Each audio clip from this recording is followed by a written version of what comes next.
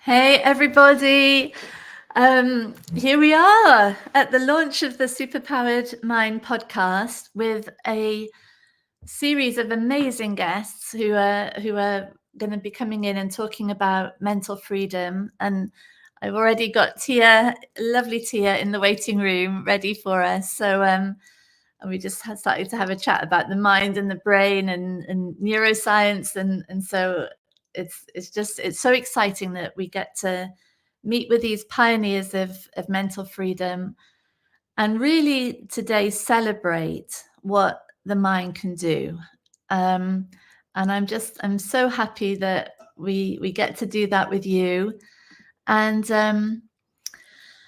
the So just a few sort of housekeeping things. This is the first time that I've ever used this StreamYard software, but if I don't think you can comment directly in StreamYard. So if you have questions for any guests or questions for me or observations, comments, if you go to any of my social media, so it's on my normal Facebook, the business real Facebook, the real community, the YouTube channel, LinkedIn. If you go there, I know for sure if you comment in Facebook, it will come through. So please feel free to do that. And yeah, let's make this a proper interactive conversation. So we've got a lovely schedule coming up, and for the first 15 minutes or so, I thought it might be useful to talk about what we mean by the superpowered mind. Really, what is it? What's going on? Because this mind of ours is really, I was just talking about this with Tia, is really the space, the conscious mind I think of in terms of the attention, the conscious space in which all of the content of being arises. So the minute by minute, moment by moment experience of being alive, of being in this world, of relating to other people, of having sensations that appear to be coming from within the body or from outside. The conscious mind is the space in which all of that is happening. And what I think is really interesting for us in the superpowered mind is that the conscious mind is so brilliant in humans, is so imaginative and creative and conceptual and so agile at manipulating ideas and frameworks mentally, that becomes believable. So instead of that conscious experience, so say here I am now on this party, and into my mind comes an imagination of, my children coming home from school, or what's going to happen tomorrow, or what happened yesterday, things that I should have done or did do. Those aren't real. Those imaginings aren't real, but they really look like they are because the mind is so powerful. And what we're all about in this conversation really is a mind that is exiting confusion, exiting a struggle within its own construct. So creating an imagination and then fighting it, fearing it. And instead, a mind that is settling into what the mind really does. And that understanding becoming so profoundly integrated within the whole body, the whole lived experience of what we are, that the struggle ends, the repetitive cycle of creation and fighting the creation is over, and the mind just comes into reality, where it does really, really, really well. So there's 5 things that I wanted to really highlight in terms of what the superpowered mind is all about. So the first is, well, something I've pretty much touched on already, is that the more brilliant, the more creative, the more conceptual, the more imaginative, the more able the mind, the more possible it is that it gets lost in its own brilliance. And I see this over and over and over again in my courses and webinars, that these highly intelligent minds are they're used to working out problems intellectually. It really is a superpower, the mind. And when that superpower is being relied on to find the way out through difficulties and issues, then of course it's natural for that same process to be embarked on when it's trying to resolve problems of insecurity or fear or need or shame, problems about how terrifying the future is or how much regret there is in the past. And this mind that is so brilliant, so able, is desperately trying within its own constructs to find peace, really, to find happiness, to find reality, to find home, because it knows what home is. When the baby is born, that mind, which is at that stage sort of nascent possibility, isn't it? That and it's completely present, it's concept free, and it's in bliss because it's totally present, it's completely in reality, it's learning continuously, it's engaged right from the outset in working out the world, seeing how things work. And so that's a mind at home in itself.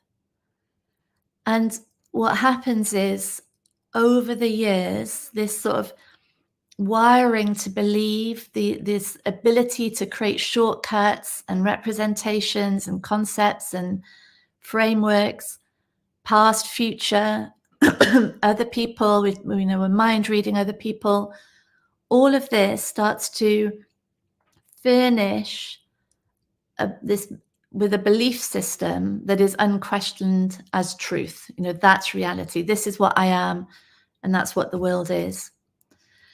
And when the mind is trying to find home, it's trying to find its way back to what it was as a baby, really, which is pure presence, pure intelligence, pure learning.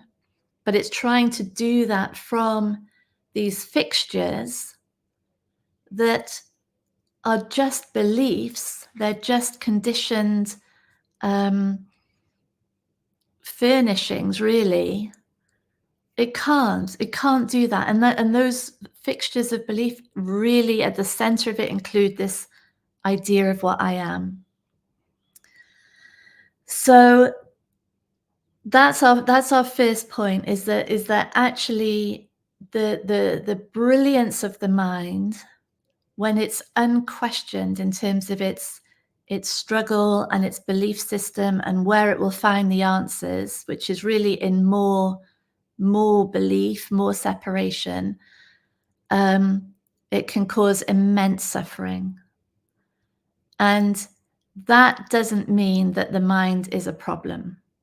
And we're going to talk to a lot of people today about that. It means that the mind is brilliant, and that it can be understood. And that understanding can be embodied through the whole system to set the mind free to come into reality. So that's our second point, really, is that at no stage in this conversation are we trying to switch off the mind. And in fact, switching off the mind is really a natural, inevitable sort of mode of numbing, a desperate attempt to find peace by turning off the narrative, turning off the voice in our minds, turning off the thoughts. So, whatever means that we use to do that. But it's no escape, is it? We all know it doesn't change anything. It's just a temporary respite that actually often makes the problems worse, the sense of being more desolate. And so this is really 100% about setting the mind free. And that happens, and we're going to talk to Tia really about powerful understanding of how that happens. It happens by understanding what reality is, what experience is, what suffering is. So the third point really is that this is about ending that cycle of re-traumatization, because the conscious mind is experiencing reality. Just looks like reality. Looks like this is how the world is. This is how I am. This is what I need to be okay.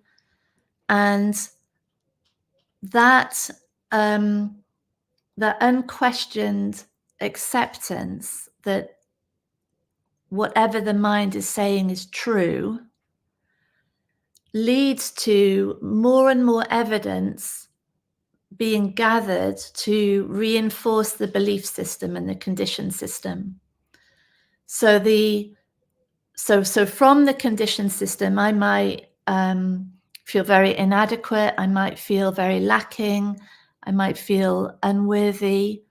And that belief system creates a reality in which everyone is doing better than me, in which people are indifferent to me, in which I get left out of social engagements or professional opportunities because I'm inadequate. So this reality is reflecting the belief system, but it doesn't look like it's coming from the belief system. It just looks like truth.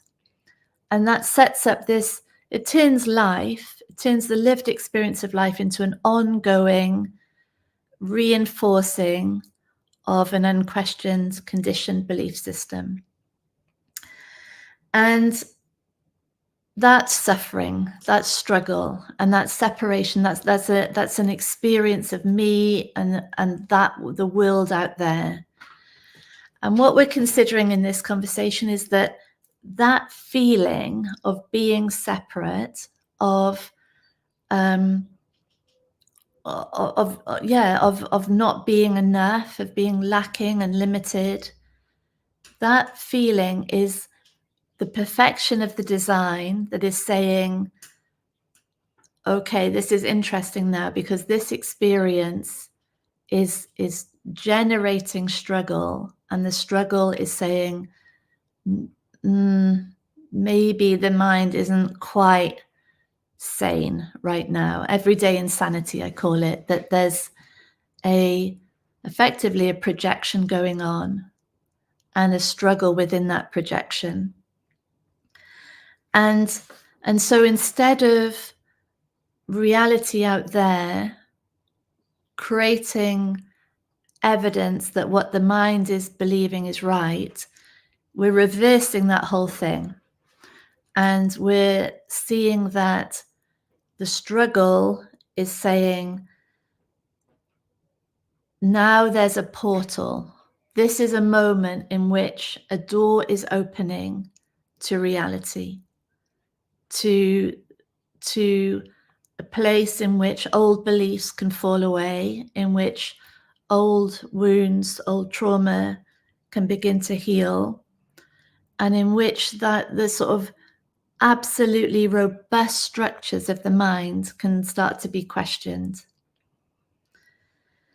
And so just for the final point, I think we can sum this up as two paths, really.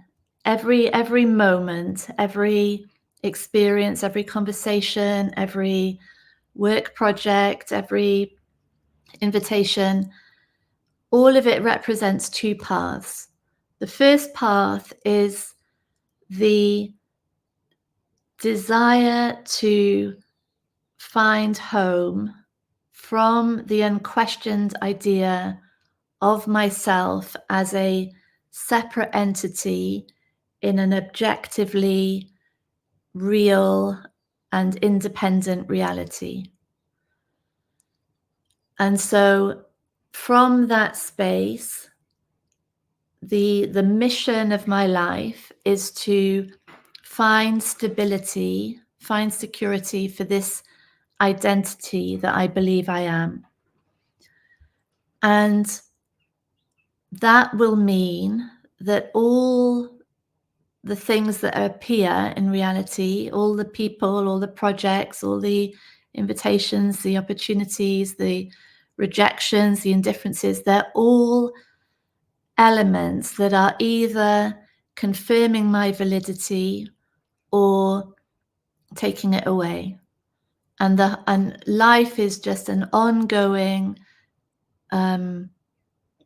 hamster wheel, really, to try to one day find security, find stability, one day be enough, one day be right, one day be loved enough that I'm finally okay. And that's the root of the identified mind, really, of a mind in which the conditioning is so tight that it's just not questioned. The other route is to see that every moment, every single moment of existential suffering, and by that I mean suffering in relation to what I believe myself to be and what I believe is necessary for me to be okay, every moment is an invitation to truth, to really explore, my goodness, what actually am I? And that, I mean, really, when we start to ask that question, what am I? The whole world opens up. So what am I? What is reality? Where is behavior coming from?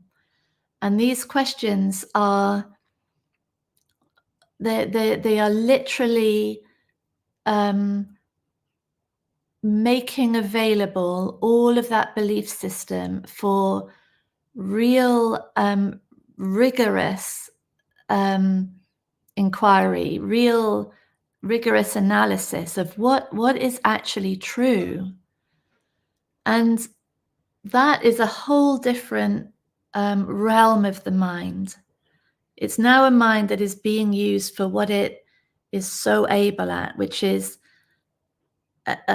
dissolving what's not true, deep inquiry, deep analysis, at the same time as recognizing its creative ability and understanding that what it creates is just creations of the mind. They're not reality.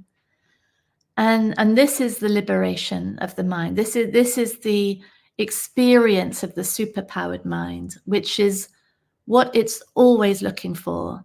And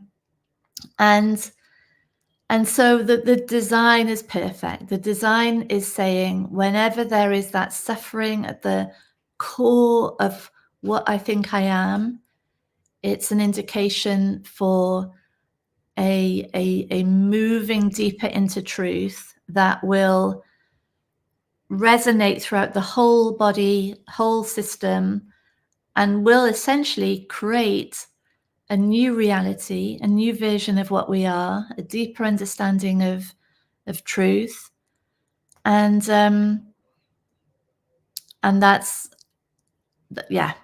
bliss. That's what the mind is craving. And the Superpowered Mind podcast and our guests today are all about how does that happen? How does that process happen?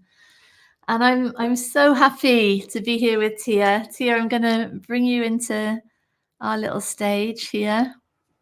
Hey, my darling, I'm going to put our banner on. I'm getting quite quite technical. So Tia, my lovely, I'm so glad that you're here. I've known Tia for many years. Tia's had, and over that period of time, has had many jobs in different fields that many of the roles have essentially been about bringing the mind back to what is true and allowing it to take on its birthright of freedom and immersion. And I would say the one thing that has really stood out for me in all the time that I've known Tia, and it's really encapsulated in a quote from Adyashanti, which I'll paraphrase, but he said that many spiritual seekers are involved in radical denial because we're trying to use spirituality, we're trying to use conversation as a way to avoid facing what's really deep inside us and what's there to be healed, really. And one of the things I've just found so extraordinary about Tia over the years is really that courage and bravery and ability on your own behalf, darling, as well as helping guide all of us in the same way to be in this conversation from such a real space, never from avoidance, never from bypass, always from like really sort of breathtaking rigor, I would say, and authenticity and holding of the entirety of what's going on from moment to moment. So I'm really glad that you're here, and I'm really glad that you're our first speaker, lovely, because this is really, we're going to talk about how the superpower of healing and also how the mind can get in its own way in that respect. And this, I think, sets the scene for everything. Without this element, there's always a risk of denial and bypass and using this somehow to numb. So welcome, Tia. Thank you, darling. Thank you so much. Thank you, Claire, and thanks for inviting me. I'm honored, and it's been a pleasure to benefit from your coaching over the years so that I could see some of the same things that you're now asking me to talk about. Yeah, so it's interesting. One of our good friends, Tatiana, always likes to look up definitions of words. And so I went and looked up the word healing just because I was curious, well, what do dictionaries say?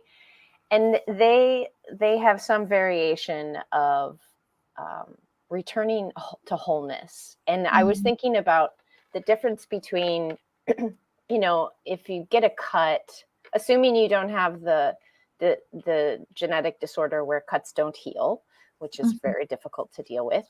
But if you don't have that disorder, then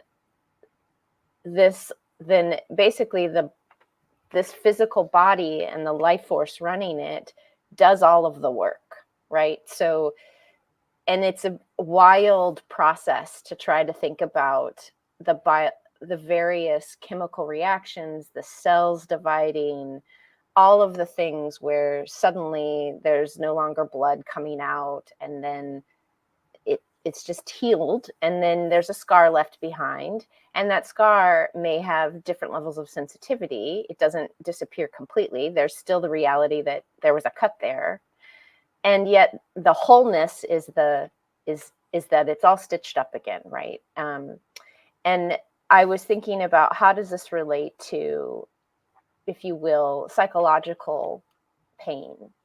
And so part of the things that you were just talking about, your five main premises, if you will, about what you're looking at this relaunch of the podcast, I can just hear the need for the inquiry in thinking about psychological pain. So we can't see you could see a physical cut.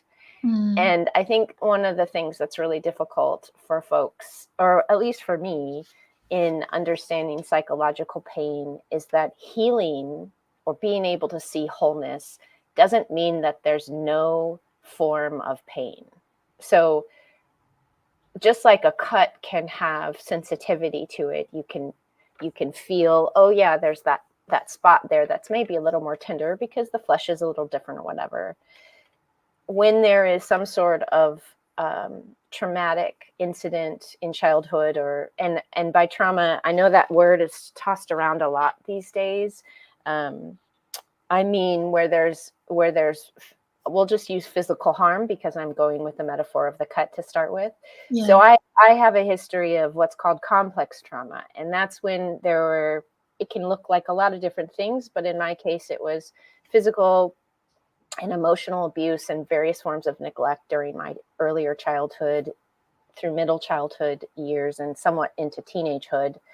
And the mind, when it's forming an identity, so I think of the identity as a natural function of the mind. It's part of the superpower of the mind to create a representation of the body. Yeah. So we aren't actually the body, we're more than the body. And we're actually more than various layers or parts of identity. Those are like little miniature avatars, and they're changing constantly because the mind has to create a new version when you get a new job or you lose a job, when you are in a new relationship or you lose a relationship, when you get a physical injury, even aging, the kind of the way the mind holds various layers of identity when you're a child are different, but related to when you're various ages or stages of age. And I don't want to stray too far from some of the ideas I wanted to bring up, but I just think about how before meeting, sort of the last 5 or 6 years have been a really big shift in my healing process, where prior to that, I would say, I started therapy when I was a teenager and continued with it for years, various forms of therapy, talk therapy, cognitive behavioral therapy, and then dove into somatics therapy, which is basically understanding sensations in the body and how those can be both a support and an alert for what's going on. I was trying to control lived experience of life. I was trying to never have anxiety. I was trying to never have insomnia. I've had, I have there's someone in my life who experiences both of those, and she's still attempting to never have either.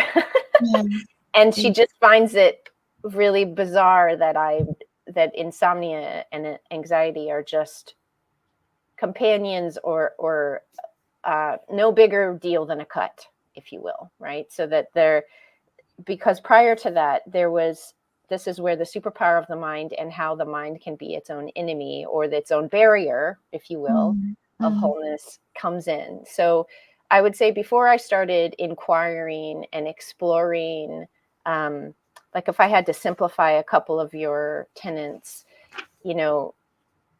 it always looked like wholeness was somewhere to get to. It was outside. It wasn't part of who we are built. It wasn't built into who we are. And before meeting you and before some other teachers that I was working with, I had a long history of meditation practice, and I'm a community health researcher as one of the positions I do. And so I had some understanding of the physical body and the relationship with the mind, but it really looked like there really was a place to get to, that wholeness meant no anxiety ever again. That wholeness meant never having a sleepless night ever again. And that this was attainable, that it was something that thoughts and emotions are controllable. And it makes me chuckle now because it's such an innocent thing to, of course, think that this is what our entire,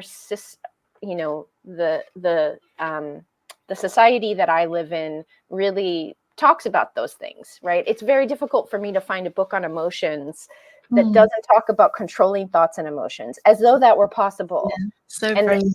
one of the few neuroscientists that I really appreciate for shifting that a little bit is Dr. Lisa Feldman Barrett, who coined what's called the theory of constructed emotion.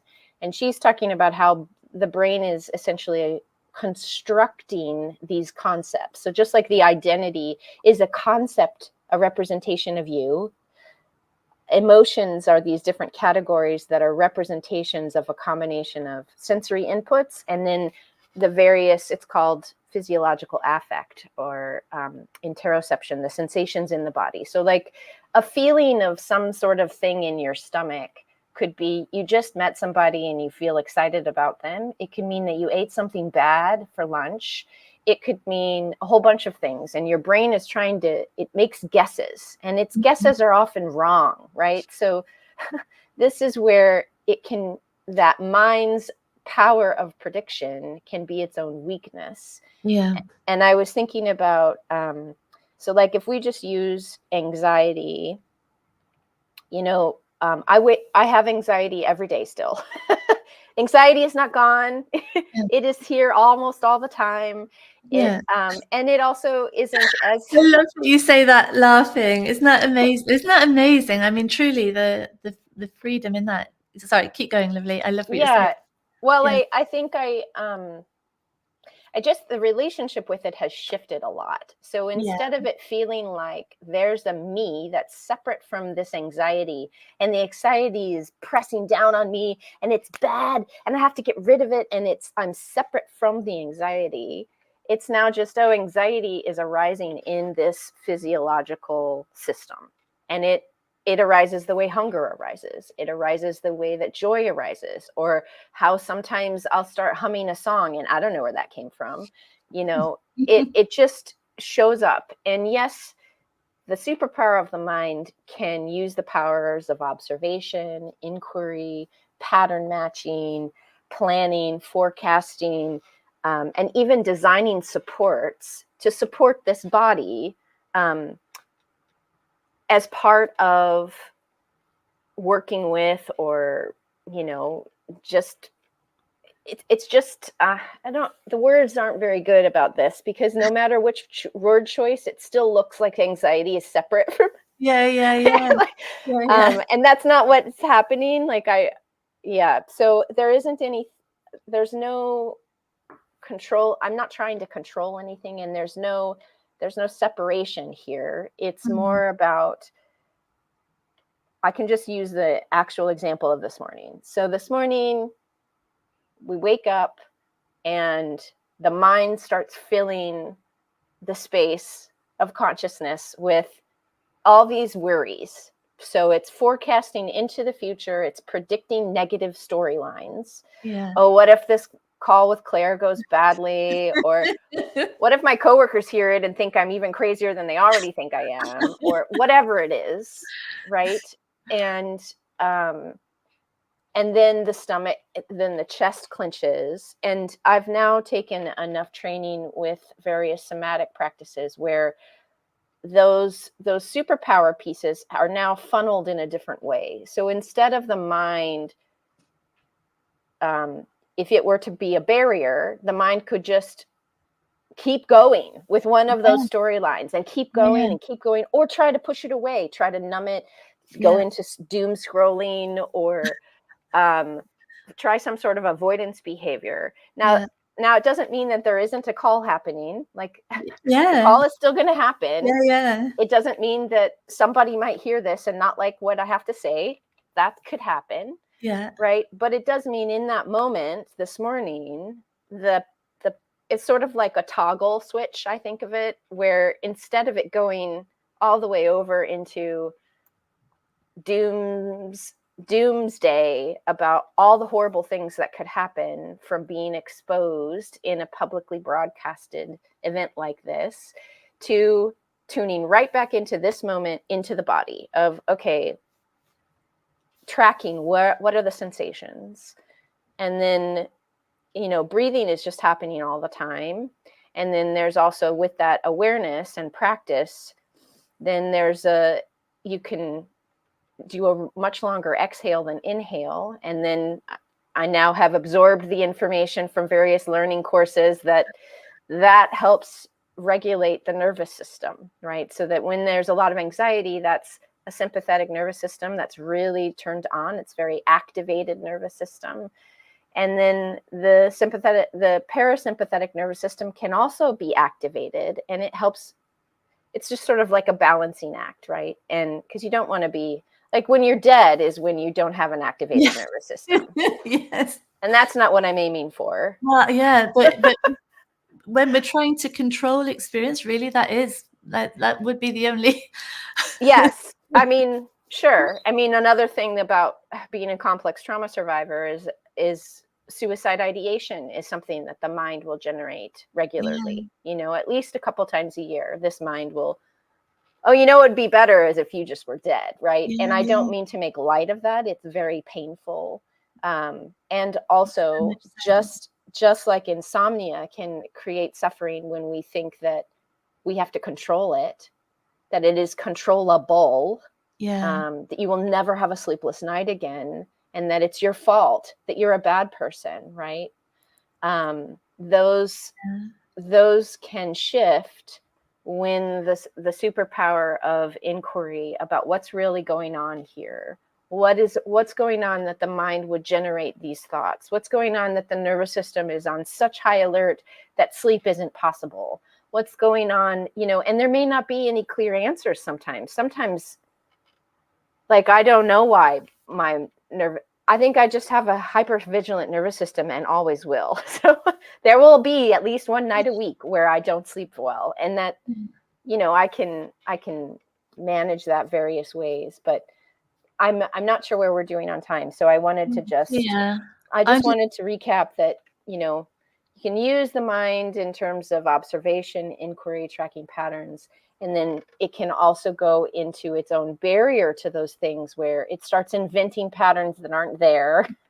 It starts to generate storylines about some future in terms of the forecasting power that aren't actually happening and you have no idea will or not. And then it's believing them, right?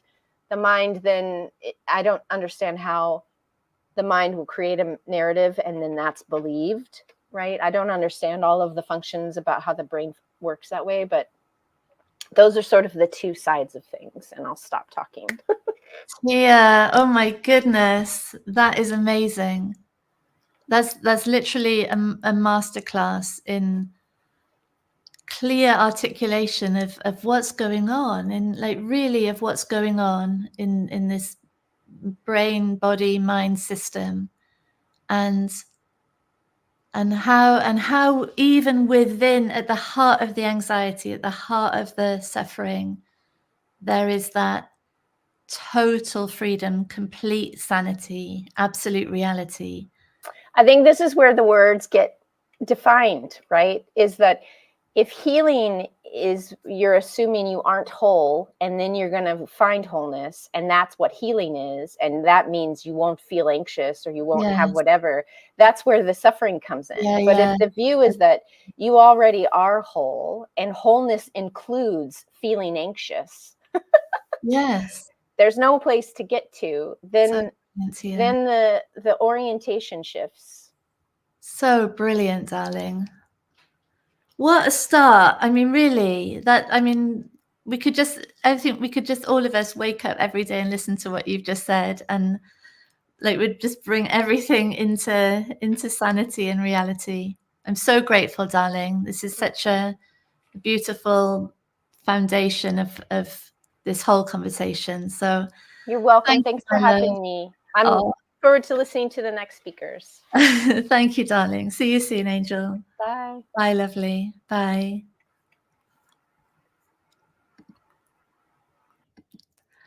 Oh, isn't she amazing? So amazing. Not one bit of bypass in anything that Tia does, and it really shows that absolute sort of authenticity and realness that she brings to this conversation. Yeah, brilliant, Tia, and says Rachel and Iska. So thank you, lovely. I'm really happy to introduce our next guest, who I've actually haven't spoken to, but I've had like million messages saying, you must speak to Simon Mundy. You must speak to Simon Mundy. He's so amazing. And so I'm really happy to bring him onto the stage now. Here he is. Hi, Simon. Hi, Claire. Lovely to meet you. How are you? Yeah, I love that we're meeting here. This is really cool. So cool. Simon is the author of Champion Thinking and the host of an award-winning podcast, which in which you interview amazing speakers, amazing achievers in all walks of life about what's going on. And I love what you're pulling out from these interviews and what you're highlighting in the book about really creating a counter. I think you use the words a counter to the success. Evangelism. Yeah. So I would love to talk to you about that. So welcome, lovely. Thank you. Thank you. It's lovely to be with you. And Tia was great. I completely agreed with what she said. She's amazing. I also have that sort of revved up nervous system and sleep stuff. But I think actually what she said at the end about recognizing wholeness, and that can include anxiety, that's absolutely, I think, what I'm trying to point at, particularly with my book. So I launched the podcast on the BBC in 2018, and it was based in sport initially, because sport was my background, and but I found it very shallow the way it was covered, and I wanted to use it as a metaphor for life and reality and non-duality in those things, because I think it's such a good playground for that stuff. And I've since evolved away from those conversations, and I've had loads of conversations with Rupert Spira and Donald Hoffman and Bernardo Kastrup, etc. But with the book, I was Rupert gets a mention. I don't think Donald or Bernardo do, but it's using the sport. And so really how I would describe it is that, people tend to think that success, as it tends to be defined by society, is synonymous with well-being and fulfillment and happiness. I'll be happy when X happens, when I get the promotion, when I become a CEO, when I get the relationship. And obviously in sport, that's heightened. You've got, an Olympic gold medal or a World Cup. But there is just so many people who have got there, and it's ended up being empty and unfulfilling. And I think for me, the most interesting person is Jonny Wilkinson, because when he was 7 or 8, he set 2 goals: to be the best rugby player in the world and to win a Rugby World Cup. And at the age of 24, he achieved both. So that to me is like a truncated version of what most people are seeking in life is, it's like, I'm going to postpone it. And then when I achieve or get this or status or approval or whatever, then I'm going to be okay. And obviously it doesn't work that way. And with Jonny, he said the day after, he'd kicked this winning drop goal, the most celebrated person in the country on a sporting sense at least, he was empty as anything. And so, even with him alone, but there are obviously so many other examples, we can definitively say that success is not synonymous with happiness and fulfillment and contentment. But then I think what's really interesting from a sporting point of view is that a lot of pundits and stuff talk about, it's all about winning, it's all about trophies. And then that's proliferated out into other areas of society. I mean, Donald Trump got elected on, we're going to do so much winning, we're going to get sick of winning. It's like, it's become such a deeply rooted narrative, and it's clearly nonsense. And then and I love how plain speaking you are. It's brilliant. You got to, I mean, it's come on, let's call a spade a spade.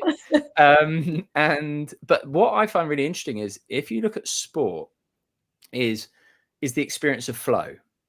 And the 2 most interesting aspects of flow, well, first of all, to define flow in a very simple way, is we're all familiar with it to various degrees. That sense of an hour going past in 5 minutes, the opposite of the kids sitting in the back going, are we there yet? Are we there yet? When time is dragging. So when time flies, and yeah, and and so two things happen according to like the official definition, let's say, a distortion of time, as I've already touched on, and then that sense of self disappearing. And it's not a coincidence that we perform at our best and feel at our best when we're in flow. And so it is inherently and intrinsically enjoyable, fulfilling, satisfying, unlike success. Like you can't be in flow and not enjoy it, right? Like but then, and so some people have kind of commercialized flow. There are people who talk about, oh, you can get into it and with the dopamine and this, and you've got to recover, and here's a 4-step process. And, you know, that's kind of interesting, but it's been turned into like a capitalist, you know, way of getting ahead, you know, which to me misses the point entirely, because really it's when we lose ourselves in the moment and there stops being, you know, subject object, there's just experience. Wonderful. Right. And that's no coincidence. So Johnny said it wasn't me kicking it, it was a knowing of it. So there's still something there. It's just not me. Right. Damon Hill said to me, it was like I was driving the car, but I wasn't driving the car. Frankie Dettori said something very similar with one of his horses. I was there, but I wasn't there. It's very strange. How can I be there, but not there? It's like, well, you can be there and not there if the sense of, if this, you know, our small self disappears, which we know it can do and does frequently. And so to me, then that comes back to, okay, what we're looking for is there prior to the mind, is prior to, you know, this small self. And then to come back to what Tia was saying, it's like, okay, recognition then of what we're looking for is not out there in the future or as a result of success. It's where we're looking from. And then there, you know, when the mind gets out of the way in flow, we can experience it, or we can choose to recognize it at any moment, because it's just pointing, in my view, it's just pointing to what is real, what is true. Because if the self can go, then how real can it be? But something remains. Well, whatever remains then has to be more important and more fundamental than what goes. That's obvious. I love it. I love the way you describe it. Yeah. So to me, it's like people, you know, that's why we love sport. That's why we love art. That's why we love music, is that sense of losing ourselves. Well, it's what we crave all the time. And it's not a coincidence that our sense of self goes. And then the implications of that are obviously that, well, that the awareness, that the knowingness that remains in presence, it's the same in me as it is in you, as it is in anyone. And actually it's not in me, it's, you know, like everywhere and nowhere. And then, you know, the implications of that are, well, hang on. Okay, we've still got the human side where there's me here, you know, and I have different thoughts and feelings and sensation, relationships and experiences to you, Claire. But on this other level, we're the same. And therefore, you know, that whole treat thy neighbor like thyself. Well, don't do it because it's the right thing to do. Do it because he is yourself on this level, you know?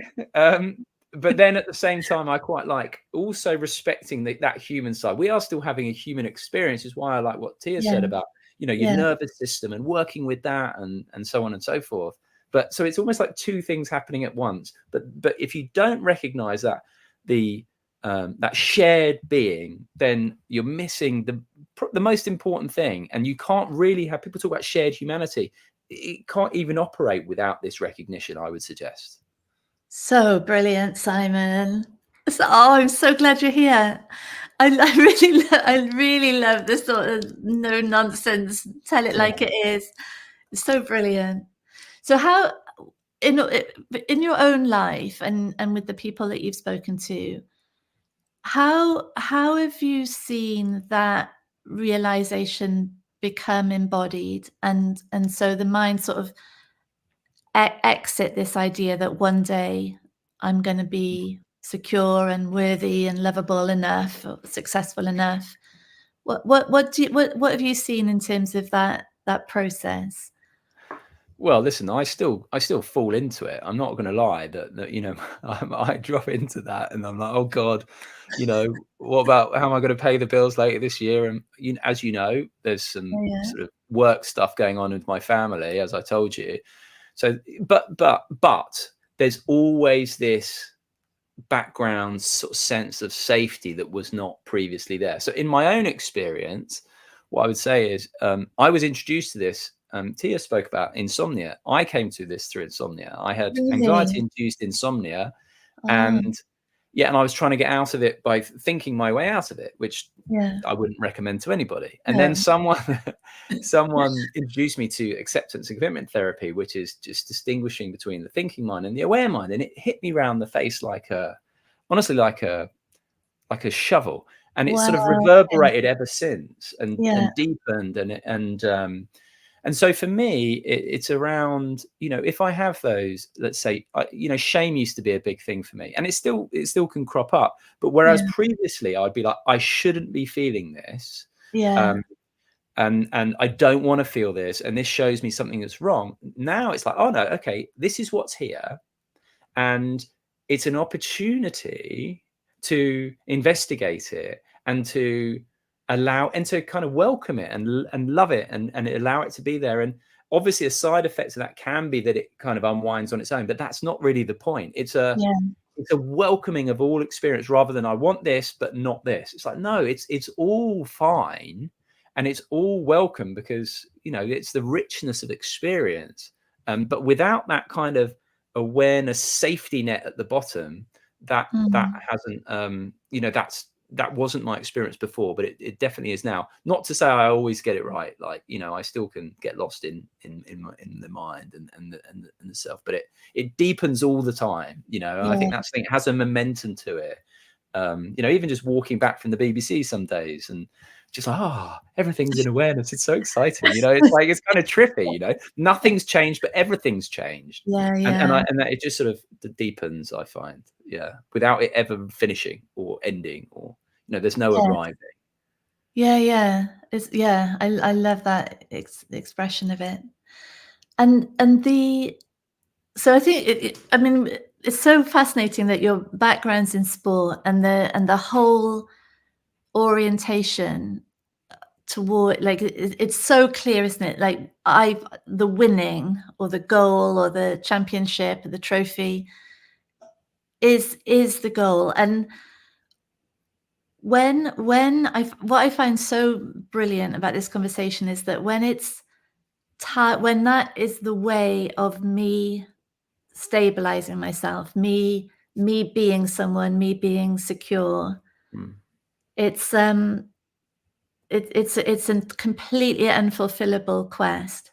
There will never be enough trophies, never be enough goals. But when it's just the trophy, I think what's really interesting, it doesn't stop the enormous hard work or the huge effort, the practice and the repetitions, but it's just that. It's so sane, isn't it? The mind becomes so sane about whether it's a promotion or a project completed or a podcast interview or whatever it is. It's just it's its own thing, and its own thing becomes so marvelous in that way when it's not a proxy for 100% my value, my existence, really. Absolutely, yeah. I think I would put it as it's rather than it's an expression of that wholeness rather than a search for it. And then that energy is completely different. And I think a lot of the successful people, sport or otherwise, we culturally put them on this pedestal, but actually in a lot of cases what's driving them is a sense of disquiet, a sense of darkness. And then obviously that's why there's dysfunction and stuff like that. But there are still some who I think it's a pure love. It's an expression of that. And they are the ones you really connect with. So for me, like, I was a sports reporter, but I was only really interested in tennis. Like, I'm just a tennis nerd. And I remember I quite liked Eckhart Tolle saying, I've never understood tennis. And then I saw it was actually you're just witnessing presence. And that's what I realized now. And so for me, it's Roger Federer was the guy. And I think everyone loves him because it's just this, when he was, doing things, it was just this, expression of beauty. It wasn't, Yeah, and of course the trophies came with it, and people are now focused on who's the best and who's the greatest. But to me, it was just this, it's this beautiful expression. We could lose ourselves, and it didn't really matter what the result was or what was happening. It was just like this, oh my God, this is blissful. As opposed to, no, it's about this, okay, reaching this certain amount and getting this certain amount. Like you say, it's never enough. And then you get to the top and you're going to fall off and be replaced. No. It was beauty. That's what I loved about it. Yeah. So lovely. And can I ask you about motivation, what you've seen in that respect? Because what you were just saying, I think, is also so interesting about that, the dark drive almost. So which we see in ourselves and the world around us, that intensity of motivation, because it's a survival motivation. I have to do this, and often it's to sort of impress the ghosts of the past, really, isn't it? Then I'll be okay if I do this. And I find it very interesting in our courses of what happens when that motivation just doesn't make sense anymore. And so there's like a rearrangement actually of all our relationships and our work and our career now in a different currency, really, in a completely different space. And I really do see the transformation that takes place in this as really a profound shift in where motivation comes from. And I was wondering, have you seen that in yourself or in people that you've interviewed? Yeah, I'm going to come back to Johnny just because I think he's a really good example, because he's very rare. You know, he had a podcast called I Am, and I remember speaking to him about it. And that crisis that he had after the World Cup, like, precipitated a quest that led him to exactly the kind of understanding we talk about. Yeah. So I do think with him, it's funny, I watch him go on other podcasts and he ties people in knots, you know, because it's about, you know, they're talking about growth mindsets and, you know, high performance and all this kind of stuff. And he's talking about, yeah, no, look, you know, I just am. And I'm enough now, and identity. I'm not interested in identity, and I can get just as much joy from doing the washing up by being truly present to that as I can from playing game rugby. And people are like, what the hell are you on about, right? but I think that's so I really admire him, although I see him struggle to communicate it, and it is hard to communicate this because it's so the opposite of what most people think it's all about, isn't it? It's basically flipping it on its head and recognizing it's like, no. There's nothing out there. It's nothing in the future. The future is an illusion anyway. It's like, no, it's here, and then get in touch with that, and then express that.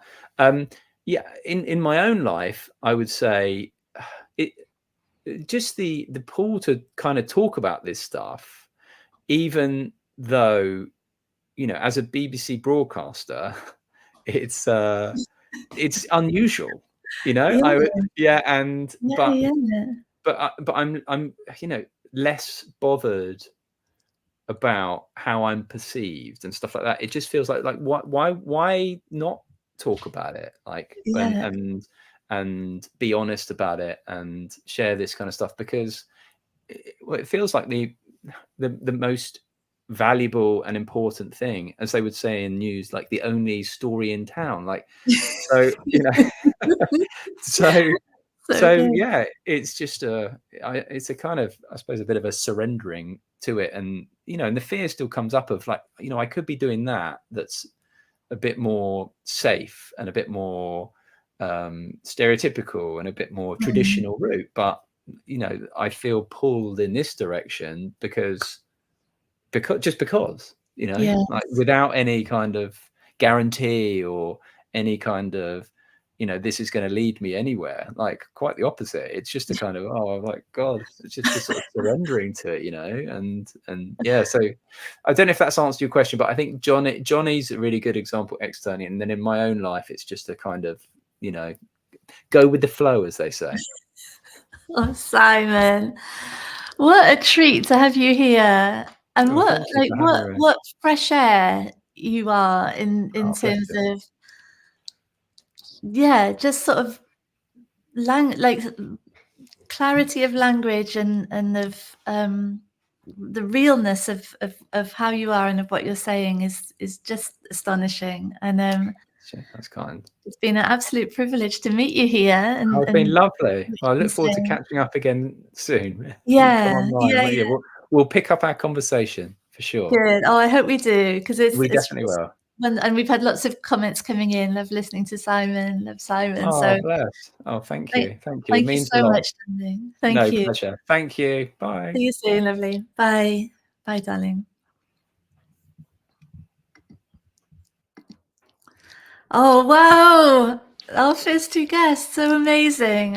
Yeah, I mean, really, no better way for setting our scene than listening to Tia and Simon talk about this. So thank you both so much.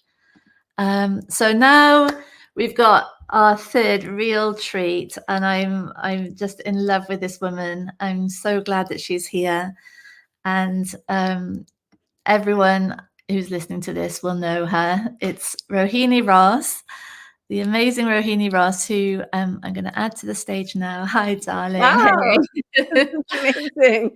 I met Rohini on a retreat with the Pranskys many years ago, and like instantly just was bowled over by inner and outer beauty, and the way she talks about this understanding and reality and relationships and love, and in such a tremendously honest way, is really changing the lives of so many people. So thank you, lovely, for being here. Thank you, darling. Thank you for having me. It's wonderful. It's fun to try new technology in the morning. Oh my gosh, I know. I know. It's working. Yay! It is working. Well, as far as we know, at least we know some people are actually able to see it. So, Yes. we've already got Rohini and hearts coming up. So, Aw, oh, that's lovely. yeah, so brilliant. Aw. So my lovely, your area of specialism has evolved to become relationships. And how could we talk about how you see the superpowered mind in relationships, and what role relationships have, I guess, in terms of bringing the mind back to Mm. truth and reality, and vice versa, you know. Yes. Yeah. So yeah, tell us where you're at and what you're seeing. And Yeah.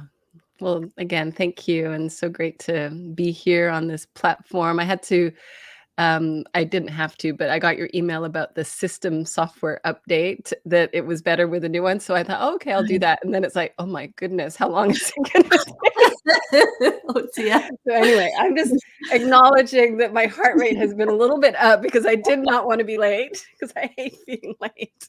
But anyway, thank I made you. it here. So in terms of relationship, my goodness, for me, relationships, it's like our experience of loving another is so powerful for connecting with that space of love within us. But what can get confusing about that is that we can attribute the power of that love to the actual relationship and to that person, rather than recognizing that it's an internal experience that we're having, and we're able to enjoy that in the presence of another. And often what happens at the beginning of relationships, because there's such a lot of biochemical reaction that goes on when we feel those, the first flutters of infatuation, that our mind clears and we drop into that space, and there's just that beautiful feeling. And at some point, our mind shifts and we lose that feeling. And then we often attribute that to the other person. But for me, relationships, they're kind of that double edge that are both really powerful. There's the natural grace and blessing of being able to just drop out of our busy mind and just deeply into the present moment through entering that space of love as a result of feeling that for another person. And that might not just be a romantic partner, that might be a child. It's like there's just that heart opening experience can happen with a pet. It can happen, She's without anyone, but It's coming in. there we go. I love your cat too, by the way. That was, but anyway, that's a whole other story about pets from this morning. But also the people that we love the most, and often this happens in our romantic relationships, in those relationships, our misunderstandings and our own wounding can really come to the surface, and we can be really sensitive to what our partner says, what our partner does. Maybe they are acting in an unkind way. Maybe they're not acting in an unkind way. And for me, that's the double edge. It's like we have this incredible grace that happens with relationship that allows us to drop into that space of love. And we also, through relationship, get revealed to us the misunderstandings that are our misunderstandings that get in the way of us really living more fully in that place more of the time. And they kind of reveal our blind spots. And to me, that's an incredible gift as well. It might not feel it at the time. And I know that I personally did not always think it was a gift at the time. And I did spend a lot of years blaming Angus for my unhappiness, making him wrong, judging him. It was such a huge blind spot. And then all of a sudden it's not a blind spot. And you realize, like I realized that, oh, this has actually got nothing to do with him. This is all to do with my own thinking and what I'm identifying with and what I'm resisting feeling within myself. And so I discharge my emotional energy through blame and through judgment. And of course, that was really painful in our relationship when that was going on. And it was especially painful because he didn't really see it either at the time. So we would both sort of be caught up in the illusion, fighting the illusion, thinking we were fighting each other. But through grace, through, the blessing of our relationship, there was something in the love that we felt for each other that had us continue to choose back in, which again is not always the way for people, right? And I know you know that, and that I think a lot of people can get caught up in feeling that, oh, I'm really healing. If I'm healing and having a deeper experience of my true nature, that means I'm going to get this result. That means my marriage is going to stay together. That means I'm going to get more money. My business is going to grow, or, all kinds of things that we can attach that to. And, it doesn't mean any of that. But what matters is that we have that deeper knowing of who we are and the deeper experiential understanding of that space within us that is infinite potential.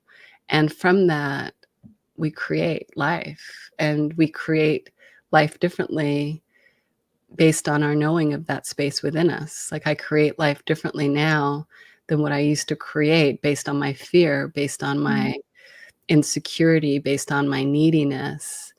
And yet, in terms of my relationship with Angus, it did feel like I was married to a different person. And I know that we have both evolved and changed over the years. That is also true.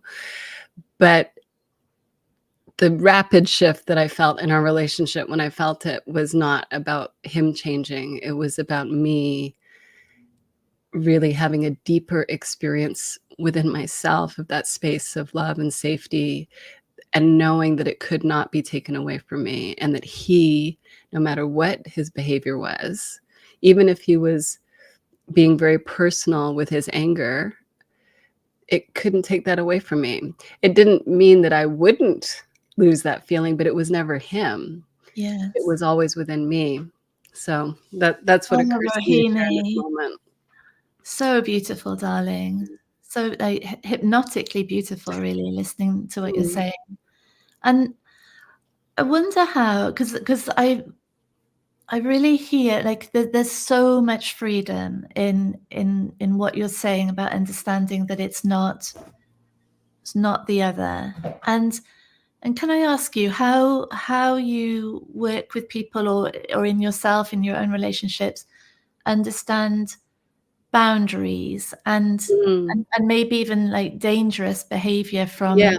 other people? That's a really, really great question, and there can be a lot of misunderstanding that comes up around this because people can hear what I'm saying and feel like, "Oh, well, that means, aren't you a doormat? Or does that just mean that you're gonna be a victim?"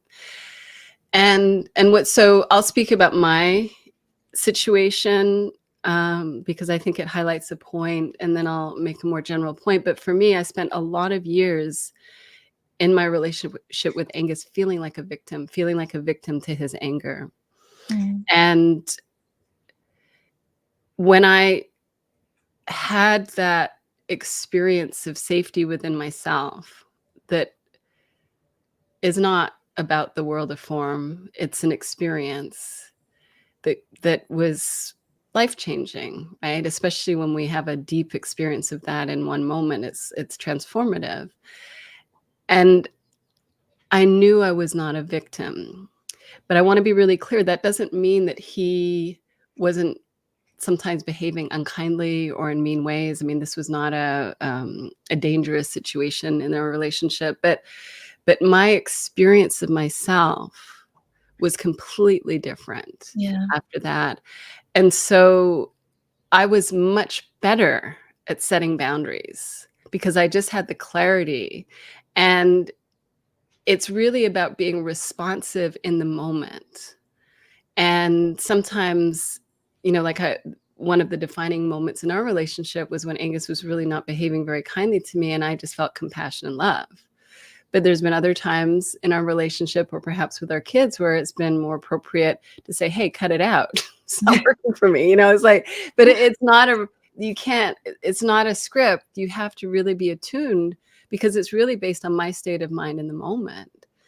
And I have another experience where, and this was not with Angus, it was not with anyone close to me, but I was literally hit in the face. They hit me they were so dysregulated, they hit me, and I had to call 911. It was a crisis moment. But what was really powerful about that moment was that I I felt the physical pain of being hit. So there was the sting on my face, but there was no emotional pain. I did not feel like a victim in that moment. I could really see this person was suffering and struggling and not okay. And I know that I needed to take care of myself. So I called Yeah. 911. Yeah. But there was no judgment. And there really was an incredible open-hearted compassion that I had. Now, Angus has never hit me, and I don't know, I don't think he ever would, but if he did, I don't know that I would have felt that if that was Angus doing that, because I don't know that I would have had the clarity of mind. But in that situation, in that crisis moment, I had such clarity that there was no suffering on the emotional level. And so this idea that if we're connected with this place within us that is our foundation of safety, is our foundation of love, that somehow we won't know how to take care of ourselves, like that's just not true. Mm. And when working with clients that are in relationships that aren't working for them, so often it's through that deeper connection with self that they're then able to take the next steps that are really honoring their calling, what works for them. And and it helps them tap into the courage. So it's not like, and we can do that without judgment. Yes. Right? We can leave someone without judgment. We can see their psychological innocence and still say it's not working for me. Yeah. And, I think for many years when I was feeling like a victim in my relationship with Angus, I didn't leave because I was scared. Right? And it's when that shift happened, like I said, it wasn't a guarantee that we were going to stay together, but it was, if it wasn't a good choice for both of us to stay together, we would have had the capacity to do that, and I could have done it with love. And I also know there's no guarantee. I mean, I love Angus. We're going to be married 30 years this summer. I Oh, hope I spend the rest of my life with him. That is my wish and hope. But I don't know. I don't know, right? And my commitment to honoring the wisdom and the love that is impersonal within me is what matters most. And if that I get to enjoy that and be with him, that's great. But if that's not what's meant to be, then I hope I have the courage. And I think I've said this to you before in one of the trainings that we did. Like, I hope I have the courage to stay true to that deeper love that is wanting to be expressed through me and through every single one of us, and to not have it be about attachment to anything or anyone, and to really be in integrity with that space. And I don't know what's going to come from that space. That's the unknown. Oh, Rohini, so beautiful. Mm. So and really, really describing my experience with James, actually, that it was only when I really actually realized how much I loved him and how fine we would all be, that I could actually acknowledge that it wasn't in our best interest, either of us, to stay together. And it was not available for a long time, that thought. Amazing. Could we we've just got a few minutes left for what would you say to someone, because I know a lot of people listening to this will be in relationships, either partner or with their children or siblings or parents that are troubled and are an ongoing source of fear and shame and need, and what would you say to us all in that respect?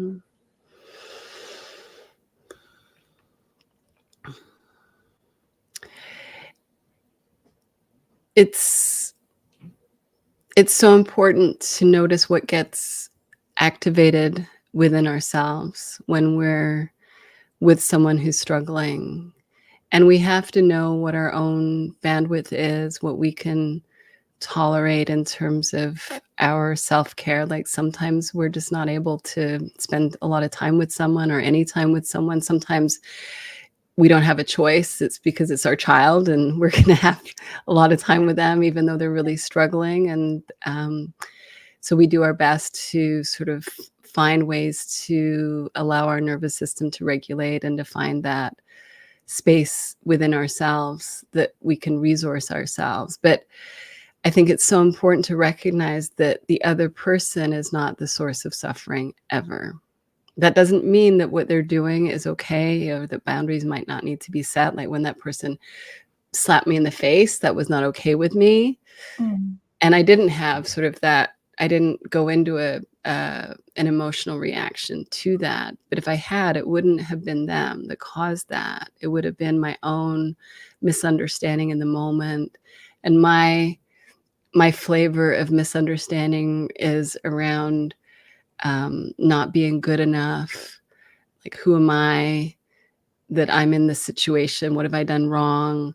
And that's the source of suffering. Like, those self-judgments are what create the pain, and they touch on these really deep places of pain within ourselves that have usually been around for a long time.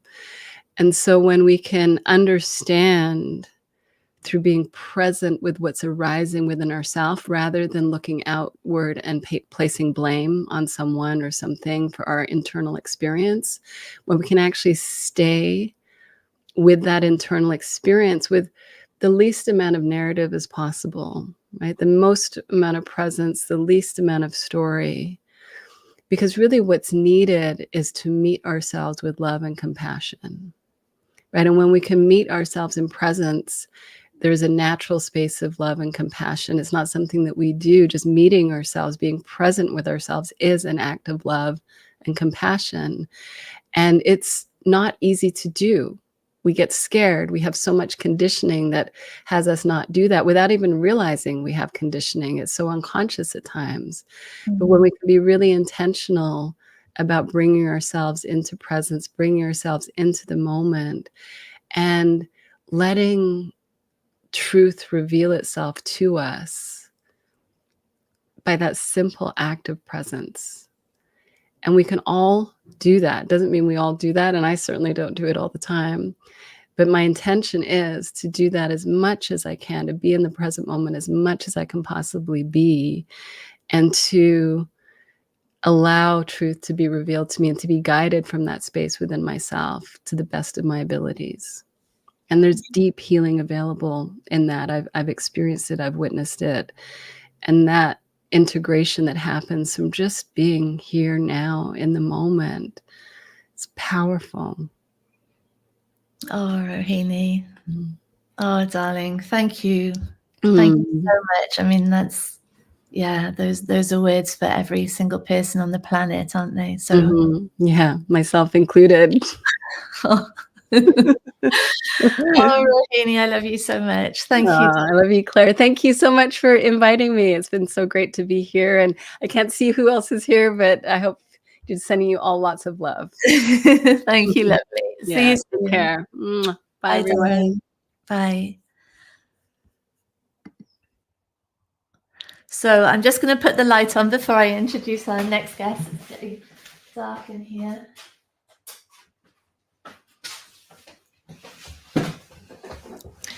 So our next guest, I'm just going to take off Rohini's banner. Isn't that amazing? Wasn't that amazing from Rohini?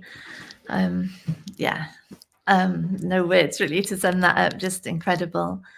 And I'm so happy about our next guest, a dear friend of mine who is also one of literally the world's most successful business coaches in terms of reach and impact and revenue and reputation.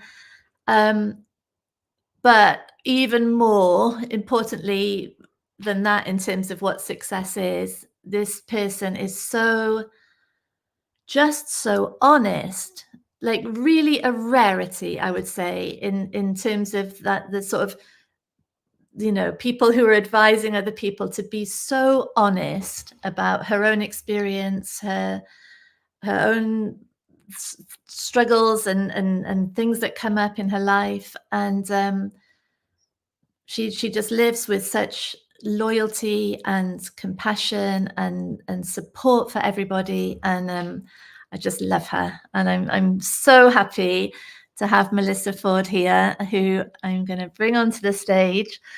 And I'm going to give you your little ticker that goes along the bottom. There we go. Melissa, thank you, lovely. I'm so happy that you're here. Oh, we can't hear. I think your microphone's turned off. There we go. And that's all I have to say. I should have said humor in my list, because you make me laugh every single time. Well, I just have to say, I'm kind of getting teary as you're introducing me, and I cannot believe what I'm going to say, which is I am actually delighted to be here. Well, oh, lovely. I'm so glad. And when we were thinking about what the topic could be, because like literally there's so many topics, isn't there, that we could be talking about. Yeah. And you're doing a presentation in a few days on the subject of enough, yes. Which is an amazing topic, isn't it? And should we talk about that still? Is that good for us? Yeah, I'd love to. Yeah. It's the perfect topic for me because without really knowing it, what I had been searching for almost my entire life was to be enough. And I love what Rohini said, my particular flavor. So my flavor of lack, the story that the mind spins here, is being competent, being capable, being appropriate, getting things right, don't get it wrong. Yeah. And to be asked to create a program on what is enough is comical. Because it always happens that way. Oh, it does. And when I started, well, let me just go back. A number of years ago, I would have done a program about some tools and some tricks and a different way of seeing enough and how to feel better about yourself when you don't feel enough. That's what I would have done. But because of being in your world and exploring more about what I am and what is really true and real, this program looks very different.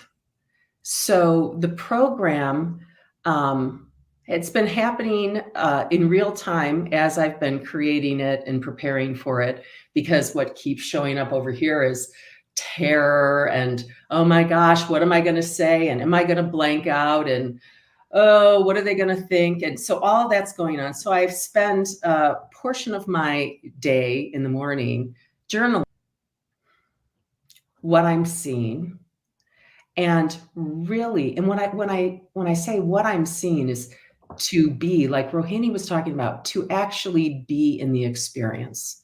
It was something I would have avoided, run in the other direction. I don't want to feel horrified. I don't want to feel freaked out. I don't want to be, but to be able to be in that experience is healing, because I can start to see in this witnessing space what the mind is doing. And it was such a relief when I found out that I wasn't creating the thinking. Such a relief. Yeah. And it was such a relief to also know that I didn't have to do anything with it. So But cool. what I could do was that I could witness. And what I mean by I witnessing is in that space to start to look at what was occurring. And I could see the mind labeling the sensations, terror, fear. I could see the familiarity of the story. And it was, as we talked about, the frenemy. Oh, so welcomed and real, and it's going to keep me safe, even though the entire time it's going to freak me out, and I got to get rid of this thing, and what's wrong with me? And so to be able to be in that space, which actually after a while starts to create a greater capacity, more spaciousness, and a greater ease having it. So doing that, and then really asking myself, what do I think?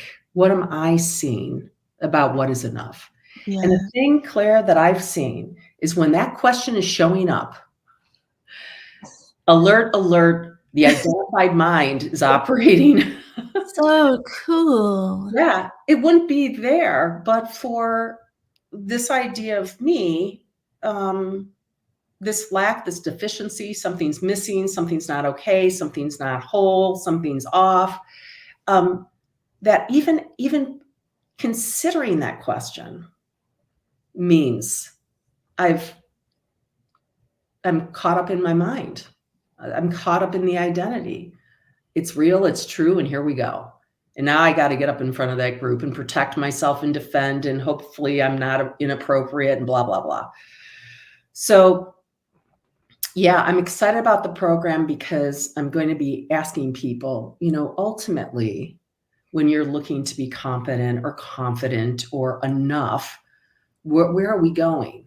And as you know, you've helped me so much, but where we're going is we're really trying to go to the place of security and safety and have our minds rest and feel complete, And it's important for people to see that that's actually what's being sought after. It's not all the other stuff. Yeah. So I'm going to pause here. Oh, Melissa. Yeah. So beautiful to hear that. And I just think how lucky those people are in your event, that they'll hear it from that such genuine place, when it would be so easy to do what looks more safe, like Simon Mundy was talking about, he was saying in working in the BBC, it'd be so much easier, safer to pat out some lines, about achievement and going after it and go for it, but actually it's just so beautiful that they will be presented with this freedom, really, to see what work really is, I think. Yeah. Yeah. And, you know, I'm also excited to meet the people where enough, I'm not good enough, does not resonate with them. And the reason being is because I was one of those people. You know, what do you mean? I'm good, but it's all those other people out there that are not enough. And Yes. let me name all the ways these various people, which of course are my loved ones, Yeah. are not enough. So- And yeah, and it's so stunning to start to realize that the interpretation or the perception of somebody else is always the reflection of what's believed about this right here. You know, when I first saw that, I was like, oh, this is, whoa, too much. But it's true. And I see it over and over and over. And I can still get caught in it, but it's less tolerated. Yes. Just doesn't make any sense. Yes. So beautiful. And you're just telling it to us so clearly. How do you convey that to the people that you work with who might be, exactly as you're saying, either sort of struggling after the thing that's going to make them okay, or in continual resistance to the people who are around them that are causing the problems? Yeah. Well, I love the exercise of pin the mind down, you know, to get clear about what the perceived issue is, and then to see what is their equivalent. That's useful. That is a way to slowly wake people up. But sometimes it's simply clear to look at somebody and very lovingly say to them, you know, that's not true.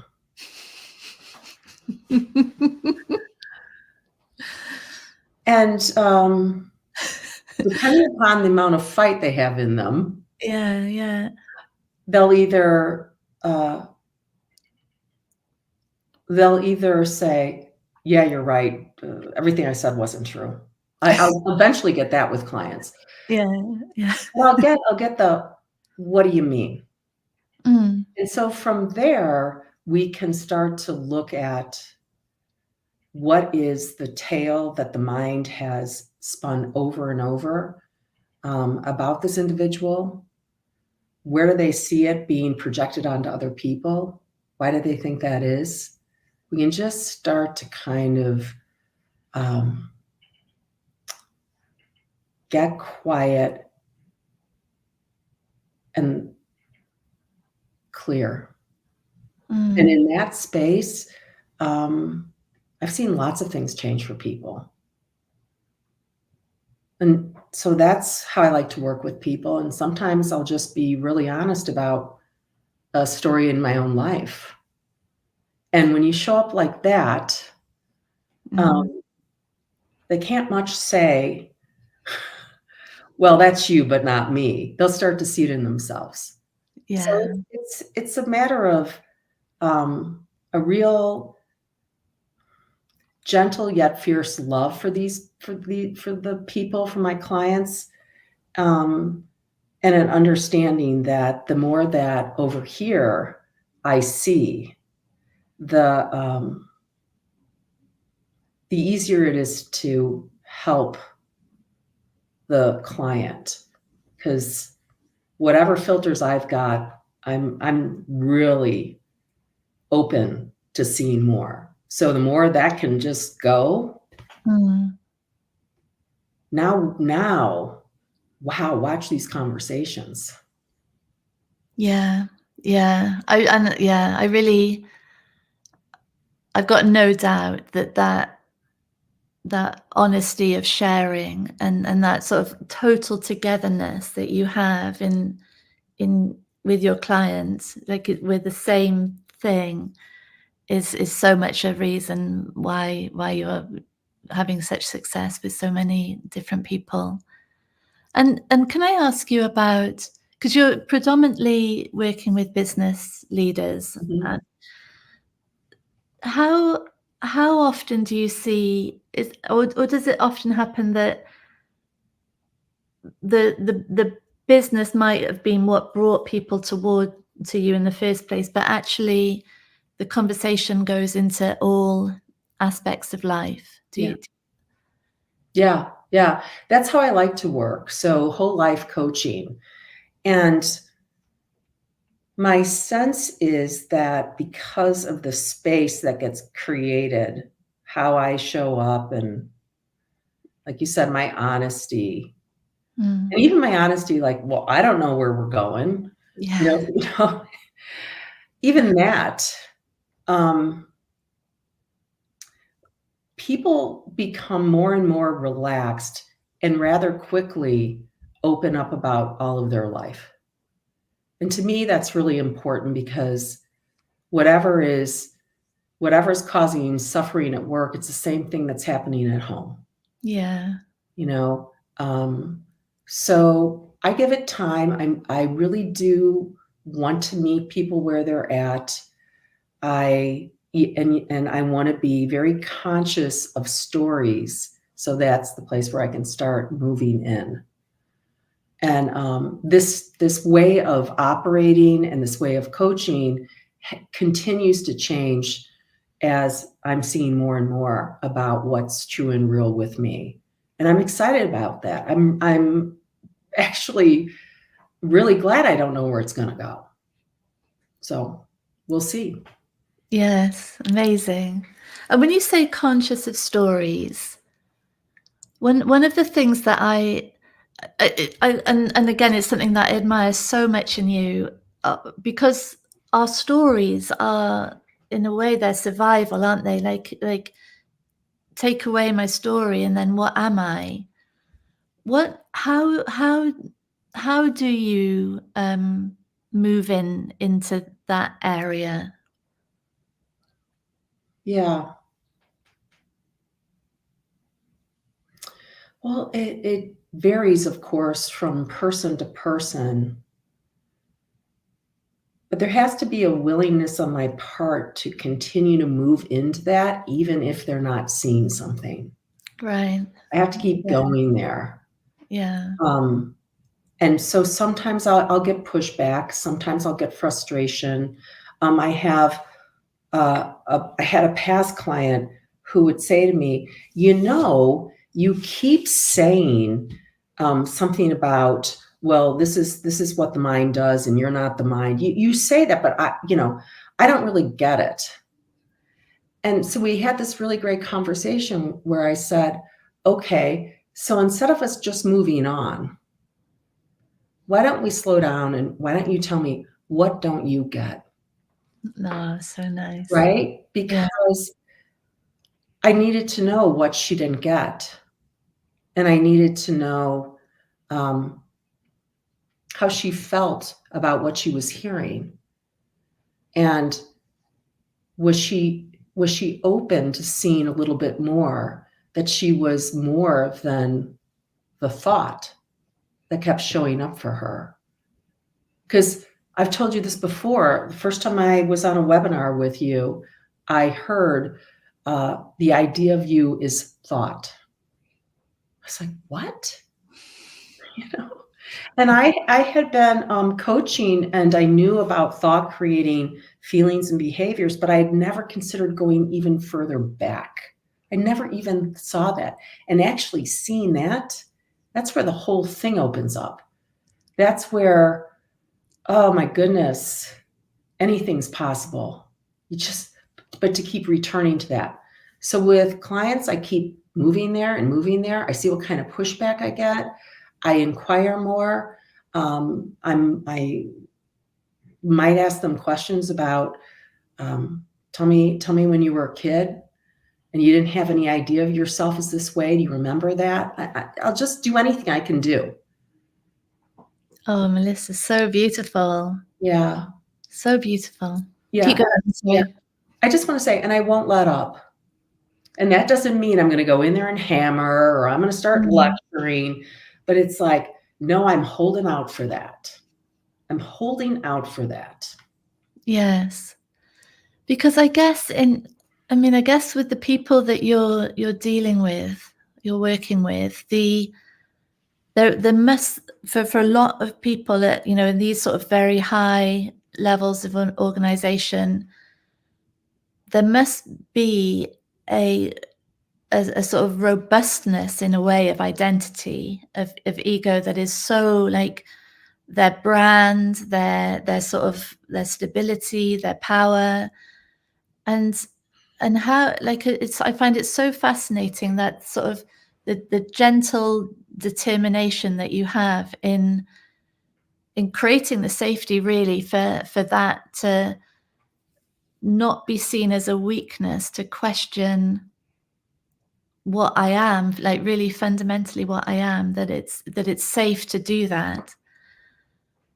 Yeah. Yeah, it is safe to do it. I think the safety gets built because as the story unfolds, it's my boss and he's unreasonable and da da da da. As the story unfolds, and there's a love and a trust and a reliability in me that they see, that they sense. I can often just, in the middle of the story, as they're starting to download what's wrong with their boss, I can just stop them and just say to them, yeah, it has nothing to do with your boss. So if your boss isn't the reason why, what do you see? So cool. Yeah. So, and they'll respond. It's really great. They'll respond to being stopped.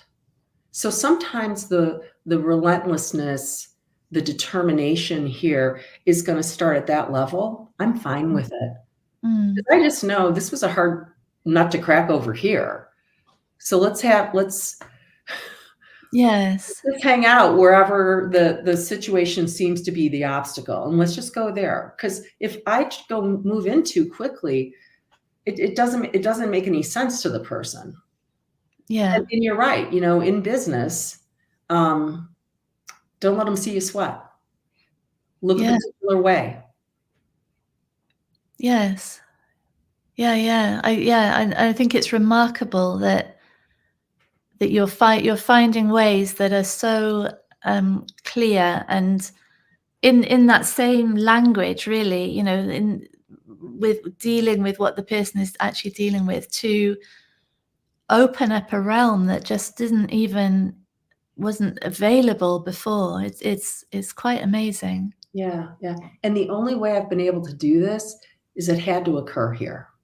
Yeah. Otherwise, I'd just be chattering and talking about theory, and none of it would make any sense. And they'd also know it was total BS. And, you know what I mean?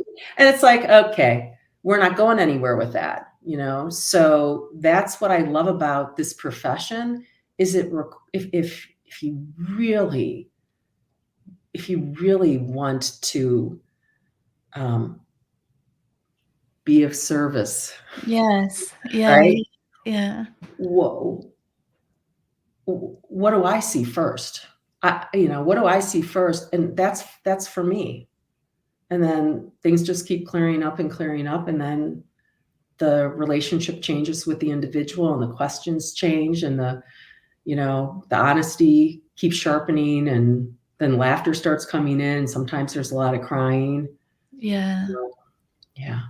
So good, lovely. If you've got a few more minutes, can I ask you maybe a last question about, which is what I was talking to Simon about in sport, but I'd love to hear it in your own life in terms of business, about the shift in motivation from business and clients and income and impact as a way of securing the identity, and how that shifts, and what you've seen in your own work as that falls away, and what replaces it. Like, really, what's the motivation that remains? Because I think that really comes back to what's enough, doesn't it? In a way. Yeah. Well, for years, I spent proving to myself that I could create a successful business. And my definition of what successful meant. I was making money. I had a level of clients that I loved. I was perceived by my husband as a financial contributor. I don't know how much he cared. I mean, he does enjoy that, but it was about me. Yeah. And so that's what I did. And I was devoted to it, having no idea that there was this tricky thing going on, reinforcing a separate self, an identified mind. No idea. Didn't matter. I was going after it with gusto. And then every year there'd be the success, and every year there'd be the thought, well, I wonder if I could do it again. And then it went on and went on. And as I came into this conversation and been part of your resets and have been coached by you and had this experience and a willingness to be with the discomfort, the more that occurred, I started to see that I started actually to no longer care about the making of the money or proving that I could do it. And it became kind of boring. And then looked at, well, what did I really want? Why was I coaching? And to keep getting clear about that. And it's a process of that I continue to coach because it's a real incredible way to absolutely love another person. It's just incredible. And then the other thing was that it was for the healing. And the healing, so much has changed in my life just as a result of witnessing what is and isn't true and what's more real, and not identifying with thinking, or when I do, having some presence at some point to realize what's going on. So all this happened, and then it was more of, well, if the real thing is here is this depth of unconditional love and this healing, well, what's the next thing? What's the next thing that is terrifying and horrible? And why do you want to do this? And of course, what we come to is public speaking. Right. That's where I'm at. Yeah. So, it's the perfect venue for the flavor of black over here about getting it right and being competent and oh geez, got to be appropriate. So it's the perfect field test. It's the perfect next, and then I don't know where that's going to go. So brilliant, Melissa. Yeah. Oh, I love every word. I love every word you're saying. And I really know that everyone who's listening, Rachel's saying transformative, Melissa, will really see the sort of realness of you and how that translates into unleashing that in your clients is just astonishing. Yeah. I remember once saying to you, oh, I've got to do this here so I can help my clients do it. And you're like, oh yeah, no. Another win for the identity. And I'm like, when you said that, I was kind of like, yeah, it really doesn't have anything to do with it, because this is just solely for me. And we'll see, and for this expression to continue to unfold. Yeah. Because that's where all the clients exist, isn't it? All the relationships exist. Everything is in that space. It changes from the changes within, isn't it? Amazing. Yeah, that's where life exists. Yeah. Oh, darling, you're so awesome. Thank you. It's been such a pleasure and privilege to be speaking with you here, darling. I'm so grateful. Thank you. Same. Love you so much. Love and you so much. Congrats on your launch. I will be dialed into this. Thank you, my lovely. See you soon, darling. Thanks. Bye, my love. Bye. Oh, Melissa, we love her. We love her so much. Yes, lots of comments coming in about Melissa. Yeah, thank you, everyone. I'm so glad that we're here. Isn't this lovely? This is such a treat. And we've got a guest that's coming up now who's not here yet. So I'm wondering if we might just take a little minute to turn our eyes away from the screen, perhaps, if we've been watching intently since 5 o'clock. Yeah, go and have a drink, and then we'll come back, and hopefully in that meantime I will have found my lovely next guest, who I'm really hope we can bring on, because she's quite something, quite a whirlwind of amazingness. So yeah, so I'll turn my camera off for a minute.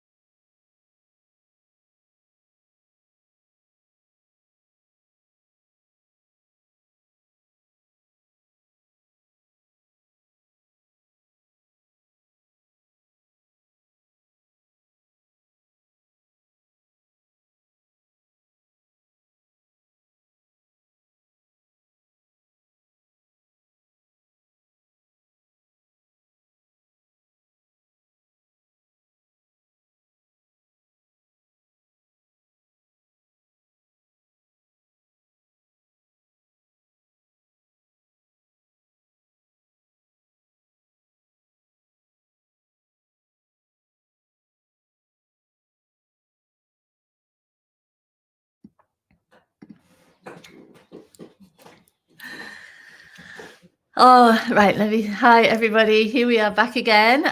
We're back on track with our schedule. I'm hoping that Anne-Marie can join us later on.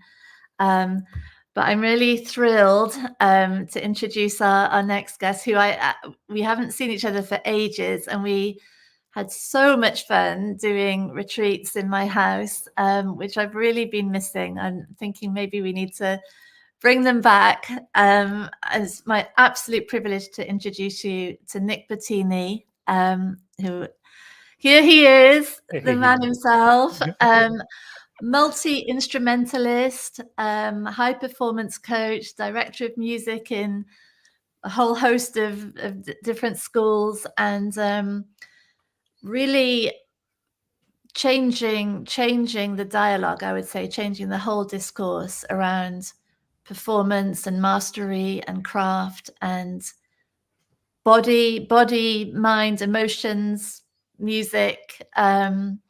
Welcome, Nick. Welcome, darling. So the great to have mighty you Claire here. Diamond. How are you? It's so nice to see you. So nice to hear your voice. Yeah, I'm literally in the same room that we were doing our retreats in. So welcome, my lovely. How have you been? What have you been? Tell us a little bit about what have you been doing in the last few years? Teaching and understanding to creative people and people who are creating things, musicians, entrepreneurs. I've been doing some group programs online with musicians, speaking to people in the music industry. I've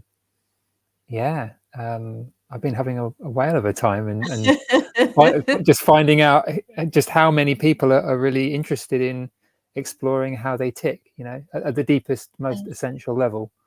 So very grateful to be doing the work and just thrilled at how much interest and curiosity there is for people. There's so many people who are looking to go deeper, and they know from their experience that there's something going on that's not quite as it appears. There's something about this reality business that's let's investigate it a bit, Yes. So they tend to be deep thinkers and sort of curious people. So yeah, I'm feeling very, very grateful. Very lots of exciting stuff going on. Yeah, amazing. And I really want to talk about your clients and how you work with people.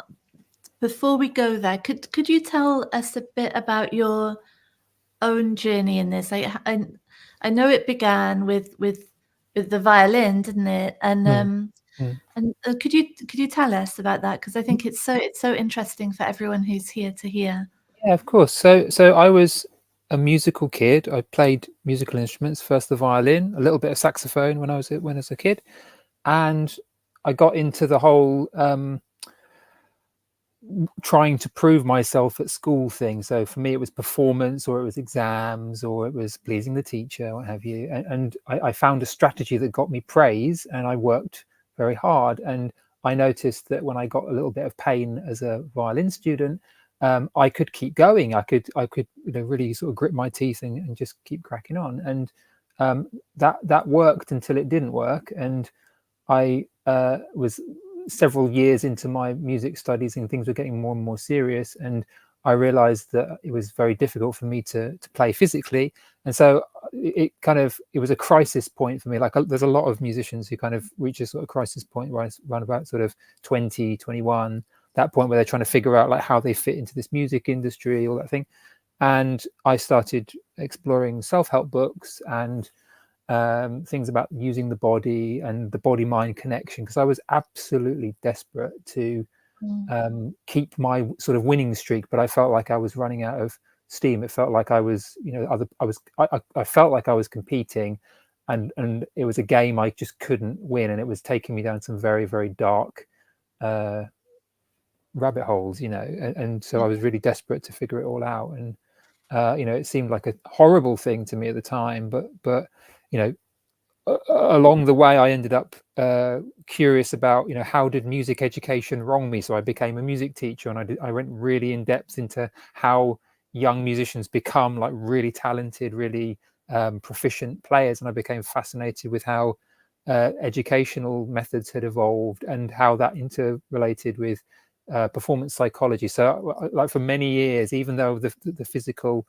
aspects of music were getting easier for me and I was getting rid of pain, I was still very, very desperate to really get to the bottom of my insecurities that kind of had led to the pain as well, you know. And so I got to the point where I just realized that, you know, as a teacher, I was having some breakthroughs with some kids, and really got curious about coaching and how I could actually go even further than traditional music education. And then it made sense to me to start to professionally explore how the mind worked and how that could be applied to the domain of performers and elite performance.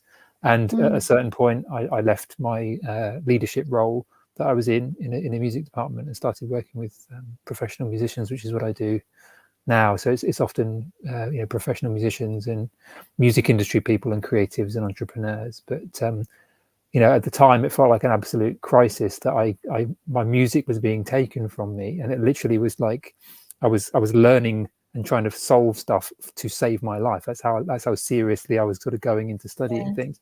And now looking back, it feels like this amazing gift that I had it so early. I had that crisis because I ended up going so deep into things that unless I had that motivation, I wouldn't have had the urge to go that deep that early. So it's like my suffering there has been of great. It's ended up being of great service to a lot of people that I speak to, because they wouldn't have noticed that had I not been the person that pointed them to it, you know. So I do feel very grateful for that very painful period in my life, but I do feel a tremendous gratitude for it now.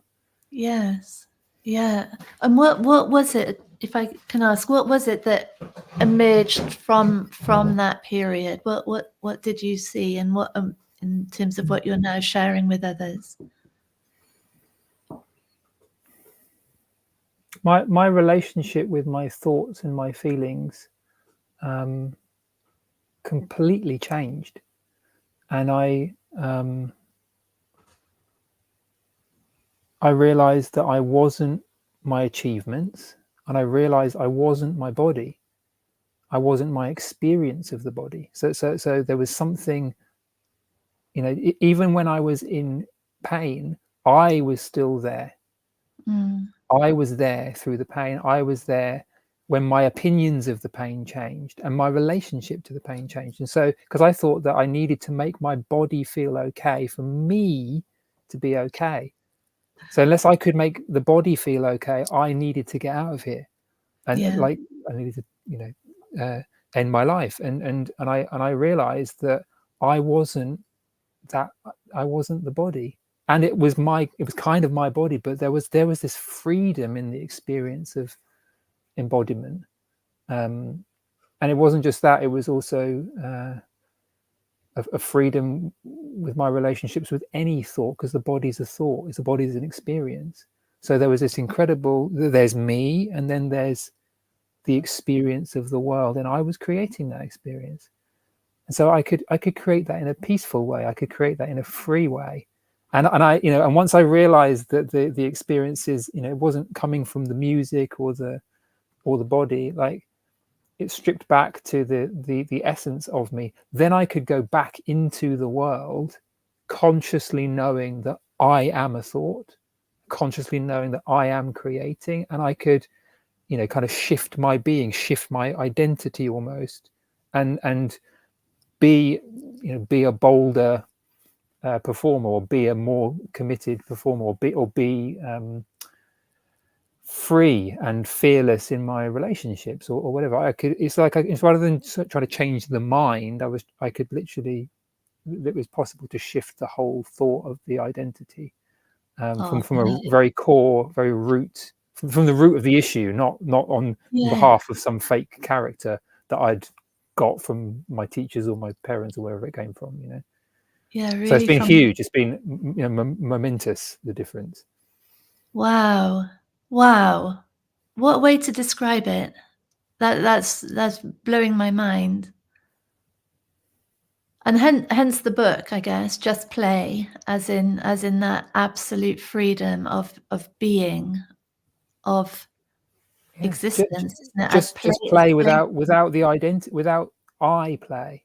Just play, not me doing the playing or like I need to play or it means something, but play. Yeah. Impersonal and like you said, free. And it can mean I just play all day long if I want to, or I don't overthink. It can mean that too. But there's just incredible. Yeah. So the book came from when I realized just how significant that understanding of the mind, body, psychological, spiritual experience of life was to performers. Yeah. Because it's on behalf of a completely different being, a kind of universal consciousness, not some musician person. Totally different. Oh, Nick, so great how you're saying it. How does that play out with the people that you're working with, who I guess are sort of similar to Simon with sports and Melissa with business people, the pressure to never make a mistake, I guess, to always be master of the game, to never let, for the body to never let the musician down. How do your clients come to the realization of what you're saying? They enter the conversation thinking it's about them, that character doing a better job, and when they really get it, and they do get it, what it unlocks in them is remarkable, because these are not people who are sort of struggling. They may experience a feeling of struggle in certain parts of their life, but they're high functioning individuals, and when they realize that they don't have to like be a human proving, like trying to prove things rather than just being, and actually being able to be on stage or be in the moments that matter, or like even calling things like a big gig or a high pressure performance, or like that stuff makes less and less sense. And it doesn't mean that they don't perform well. In fact, it often means they end up performing a lot better, because there's nothing's depending on the outcome in the same way. So they can take, there's a level of freedom, and sort of, it seems like a risk, but to them it doesn't feel like a risk anymore, because they see it for what it is. And so they can take the same kind of care, but there's a kind of fearlessness that comes from it. And I've just been, we're talking about international concert soloists and rock stars and VPs in major record labels and artist managers of iconic people. Like when they awaken to that stuff, it has an impact on people who are also powerful people. So it's amazing. It's absolutely mind-blowing, because it's, because I used to hear some teachers and kind of get the impression that it was about, this understanding was about just healing and just being relaxed. But when I realized that it had this kind of, okay, now I realize I'm free and who I really am, and I can go back into the world and consciously create without the fear of what the ego is going to, or the body mind is going to make of it, or what it means about the body mind. These people who are already connected to that essence in some way, it just supercharges what they're up to. And it has their intuitive sense of direction kind of kick in a new way as well. So they become, more heart-centered, more purpose-driven, but more in a way that worked with who they always really were. Yeah. Plus all their brilliance of their conditioning that they can bring into it, like how to practice, how to perform at high levels and put a good show on with prestigious places, what have you. So it's remarkable. I find it remarkable to see these changes in people. I love that. I was going to ask you about that, what you've just said at the end there, that relationship between, so the sort of root of the issue, as you call it, like the origin, the space of truth, and then these things like talent or practice can learn what's been learned, what's been acquired as skills. How do you see that all playing out through the work that you do? I think like I used to look at like practice hacks or sort of techniques of like what do you practice in what order, how many hours, like all the how-to stuff of practice. And I used to teach children almost as if it didn't matter who the child was and whether they wanted to do it or not. I just like, it's the method that does it. And I did, because I didn't like the idea of some kids just being more talented, or some people being more talented than others. And I think there's some truth in that. But what does look true is like maybe the thing we're talking about, talent, or we're calling talent, is more like there needs to be some kind of interest or fascination or some kind, just a choice, like the same way that you like chocolate ice cream over vanilla ice cream. It's just like, I didn't choose that I loved the violin. The violin just seemed to call me. Now, is that talent for the violin? Well, it's a taste for the violin. It was interesting enough for me, but there was something about this understanding that there was an intuitive kind of draw to that thing. Yeah. And for some people that's there. And I was also drawn to the saxophone, and I was fascinated enough that I wanted to play around with it long enough to get a bit better with it. And this the combination of the natural kind of urge, but then also your relationship with your feelings about as you're playing with it, and being okay with the unknown, and being okay with all the thoughts and feelings that come up when you're making the first scratches, and 10 hours in and you don't feel like you're making any progress, and 10 years in when you feel like you've hit a plateau or whatever. So I think probably a little bit of it is that natural sense of direction, and that's always there with the people who stick with it. But a large there are a lot of musicians who have that natural sense of direction, but their relationship with their feelings, their relationship with their experience of their body, when that's cleaned up, it kind of frees that natural urge and has them connect with it a lot more clearly. So I used to say it's nothing to do with talent, anyone can do this, but I don't think that's strictly true. But if you clear the decks and you have people connect with their clear the decks in terms of like their conditioning and their fake false beliefs, you find that adults can come to musical instruments and make real progress because they have this childlike freedom, or people who have hit plateaus can go beyond them because there's no fear in the practice process, or like imposter syndrome thoughts, or what the neighbors will think when they're practicing. So I think a lot of it comes down to that emotional, psychological freedom, that sense of safety in the play process, in the practice process. So the understanding does an awful lot of good for people. So amazing.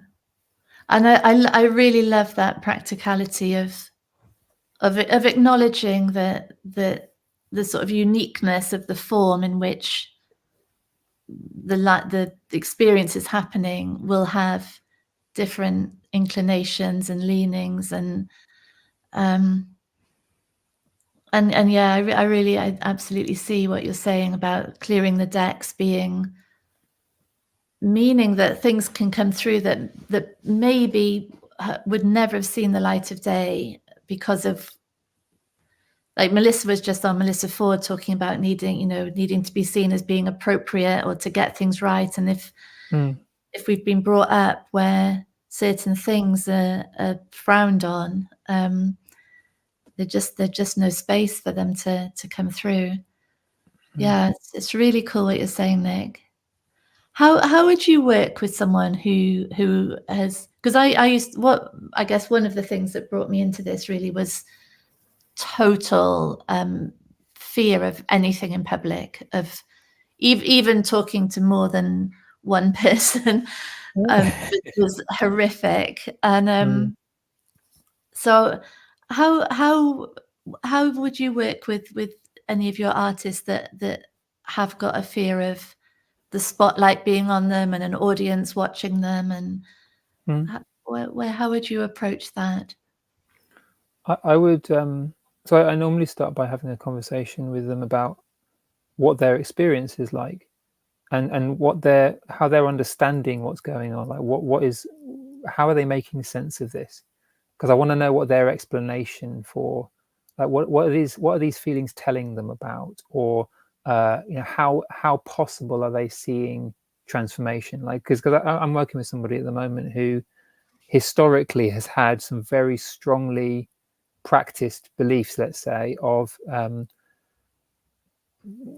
they can't trust themselves in a performance situation. So like a shaking bow or hyperventilating, they have this belief that who they are is that they can't trust themselves. So they have to take beta blockers in order to be able to perform, and it's probably safe not to play on the bigger stages. And we've been first exploring how the thoughts and feelings and experience of the body and experience of what they are as a musician, how that's all being created, and really coming back to investigating what's actually going on. And then we've recently just got to the stage where it's looking like a creation. It doesn't entirely feel like it's under control, but there's something going on that's different to how they'd been seeing it in the past. And now we're really we kind of crossed that threshold point. You might think of it as like coming to the end of sort of therapeutic territory and going really into sort of creation and like how they be in the practice process, and like really kind of enroll, like really practical steps of like enrolling people in their life and saying like I've made a significant change. I'm not taking the drugs anymore. I'm doing this. I'm really speaking them as a new kind of musician into being through how they speak. So it's not just kind of, because I used to very much come to it and say, well, as long as you know that it's all thought, it's fine. But then you build in that world, and knowing that it's a creation. I love so that. you kind of create story, but kind of knowingly doing it. Yeah. As a kind of game, like who could I create myself as? What kind of musician do I want to be? How do I do that? And that we knock it all down and we rebuild. Yeah. So, wow. Tremendously exciting. It is, like really, it does feel like the whole purpose of a life of form is that toddler on the beach making sandcastles, isn't it? And then amazing, and then down it goes, and then there's another one, and then down that goes, and it's you're really putting words to that incredible creative power that when there's nothing at the heart of it to be protected is really set free. But that's the amazing thing, and it's easy to step over it to miss it as a transformational professional, a coach or whatever, therapist, is that like it literally feels like a miracle to this person. Like they've anxiety or fears or conditioning had accidentally or sort of innocently kind of made their whole world contract, and then to realize that it was savable. They could save it, and not only that, but they could go back to something that is way beyond what they thought was possible for a person like them, because the person like them they made up, and so they can make up the one that they want, and there's no gap between their dream life and how they actually live. And it takes time to create, and it exists in time and in form and space and matter, all that stuff, but knowing that actually they were never a victim, and they were never trapped in a reality that it's always your life, it's always your creation. Well, that's miracle territory, and I don't I used to take that a bit for granted, but I don't take that for granted. I'm just blown away by like what a gift that they're creating it with me. It's not me that's doing it. We both create together, but what beautiful work, Oh, yeah, totally. I think the equivalent that we have in our reset programs is like, we call it the magical reality, where, I mean, and it's a incredible, miraculous phenomenon. I think that the seeing that how reality is held now is really wanted. Like there's something that is wanting this current, like even, you know, your reality of pain as the violinist, there was something that was serving in terms of a conditioning in which that made sense, and that in a way there was a survival of an identity within that. And as that shifts and like clouds parting, really, it reveals a reality that is had been unimaginable before, but at the same time now is so obvious, so easy and natural. And like I think in a way there's this sort of knowing that yeah, okay, that was always there. This was never, it's never had to be something that was pulled in. It was always just here. It's mind-blowing, isn't it? People can end up being a little bit, well, very scared of just how powerful real them actually is. You know, they don't realize that, you know, they don't want to, well, I just find that they avoid sort of looking at the fact that they're creating their reality, because if they're creating their reality, they can literally do anything. Yeah. It's a very radically different, it's so radically different to how many people act in society, that they'd rather sort of buy into the fears and the messages that they've had, rather than like really commit and really sort of align with what they know to be true of themselves. But when they do, it has this, they just feel that you just see this life force kind of I don't know how to describe it, but it's just it emanates from them. It's just remarkable. Yeah. You hear it in their playing. You see it in how they move. It's like, because they know who they are. Yeah. It's remarkable. Oh, it's so cool. Yeah, I mean, the Marianne Williamson quote is, it's not our light, it's not our darkness that frightens us. It's our light, isn't it? It is scary from the point of view of an identity that is so vulnerable and is all about protection. We can see why this would be something to be frightened of. And yeah, like you're saying, and it's something that I see with my clients, because often I say, watch back the call, because we can, like, literally we and Tia, who was on at the start, she coined our phrase of possession, because you can see when someone's speaking, this sort of the waxing and waning almost of the grip of fear come in, or the grip of shame, the grip of need. And it is like the body mind is possessed and taken over, and things get shrunken up, and the eyes sort of have this sort of veil over them, and the light dims, and then it goes, and then there's just this life force, like you're saying, sparkling away, laughing, shining, and then back again, possession out. And it's truly amazing. It's literally mind-blowing to see in right in front of you how it changes. And you must see it on stages. Incredible to see that difference. Yeah. Oh yeah. And how people talk about their work as well. You know, they're a much stronger stand for their work. So so sometimes there are people who they were always comfortable in the playing bit, but the talking bit not so much.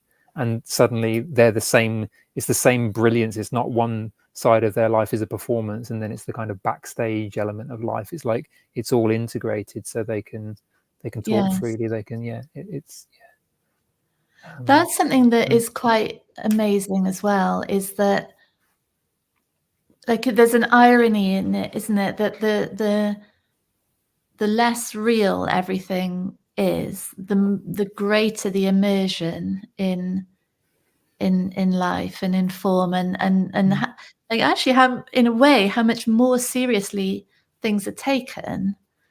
But it's seriously it's the seriousness of the thing rather than the seriousness of the survival of me within it, I think, isn't it? So there's more deep respect, I think, and recognition of stands taken or opinions or gifts to be given out in the world.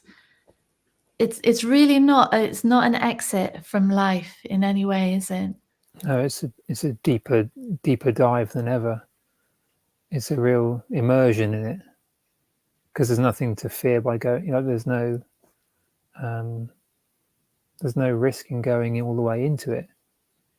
Like, any part of it is fine. Like, no matter what feeling, no matter what thought comes up, it's possible to be with it in total freedom. So you get this incredible aliveness with, like, noticing how the instrument feels, or like, oh, that's my voice. Wow, there's a who'd have thought it? Yeah.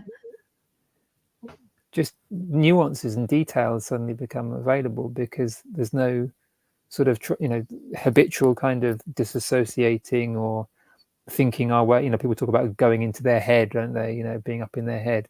It just doesn't make any. Why would you need to go into your head in quite the same way? We can, but not because we need to protect or avoid protect something from happening, or avoid a feeling or an experience that we have. Everything's cool. We can be with whatever.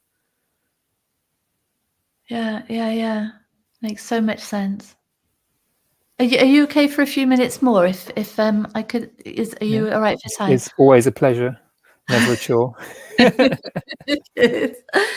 Could I ask you what would be, so say either someone listening into this who feels like there's a creativity in them that hasn't been explored, or who is maybe a parent who is wanting to nurture that in their child, what would you say? How would they approach that? I think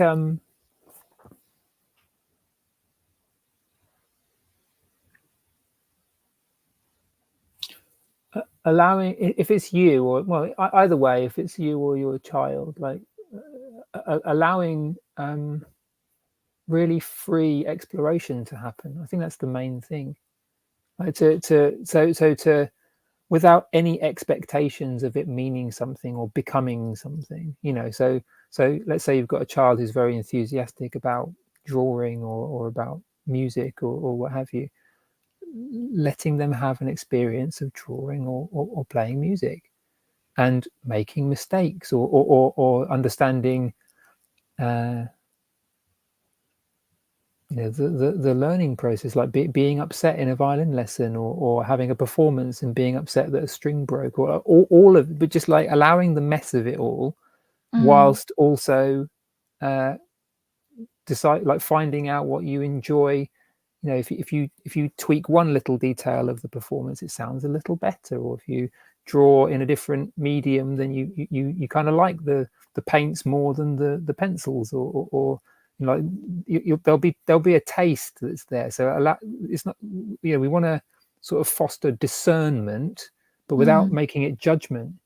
I need to achieve something by a certain age, like all of that kind of pressure and making it mean something, and kind of forcing people to be at a certain stage by a certain age. It's not helpful for children. It's not helpful for young people, and even more so for adults, because they've got they tend to have a lot more thinking about, I can't sound like a beginner, I can't play out of a beginner's book, it doesn't sound good enough, I need to go on to the more advanced stuff. Like, all of that ego that creeps in. The adult learners that I've found that make the quickest progress are the ones who are most childlike in their learning. They're not attached to where they end up. They're making a mess, and they're allowing themselves to make terrible art. Yeah. And because they allow themselves to make terrible art, they keep doing it, and they have fun. And because they have fun, they keep coming back, and they keep going, maybe I could try it this way, and then try it this way, and they start to have so much fun. And over time, they've developed this practice structure that seems to work for them but doesn't work for other people, but they've just kind of intuitively figured it out. And then they've got, you know, a bunch of output that they just happen to have been freely sharing, and people hear about it, and the whole thing kind of spirals. And it's all by this total, like, almost like just not caring in a way, but not caring whilst also caring a lot about the play, the mess, like having fun in it, you know. I think that's the key sort of blind spot that I find. It's like allowing yourself to be free in it, really free. I love that. And I love the sort of combination of freedom and play and mess with discernment being fostered is very cool, isn't it? And I really think, like you're saying, that it's only the ego becoming less and less dominant that those two things, discernment and play, really like are become the same thing in a way, isn't it?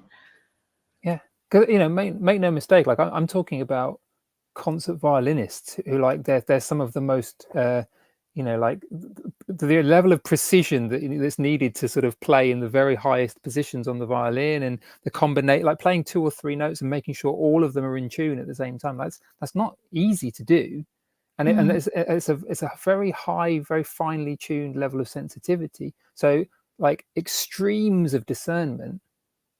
And also, like, really being very particular, so being very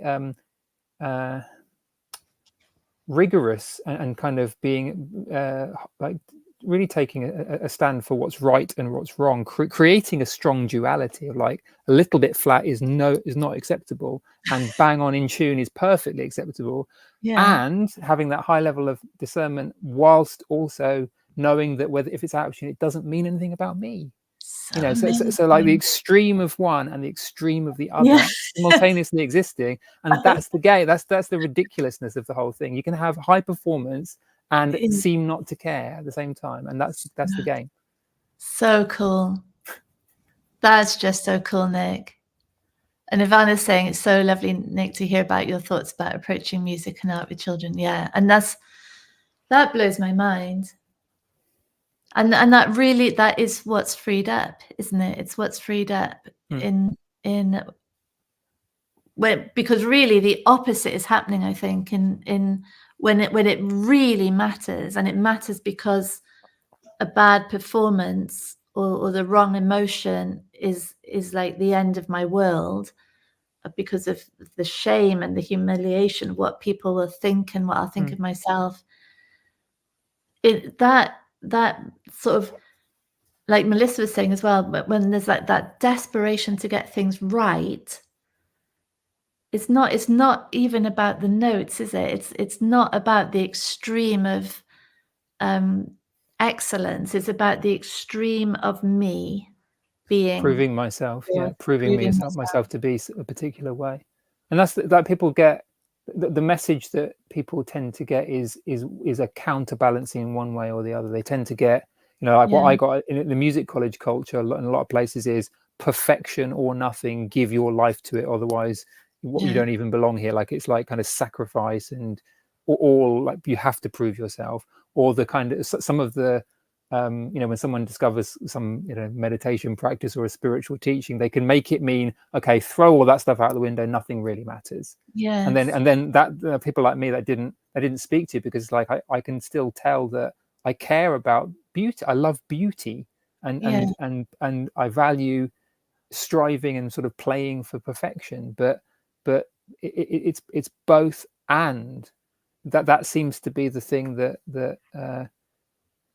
particularly for, like, the high performing musicians or people who aspire to perform in sort of elite environments. It's that both coexist in the extreme, like to feel totally free and to be totally, you know, discerning like a professional at the highest level, and be an innovator even.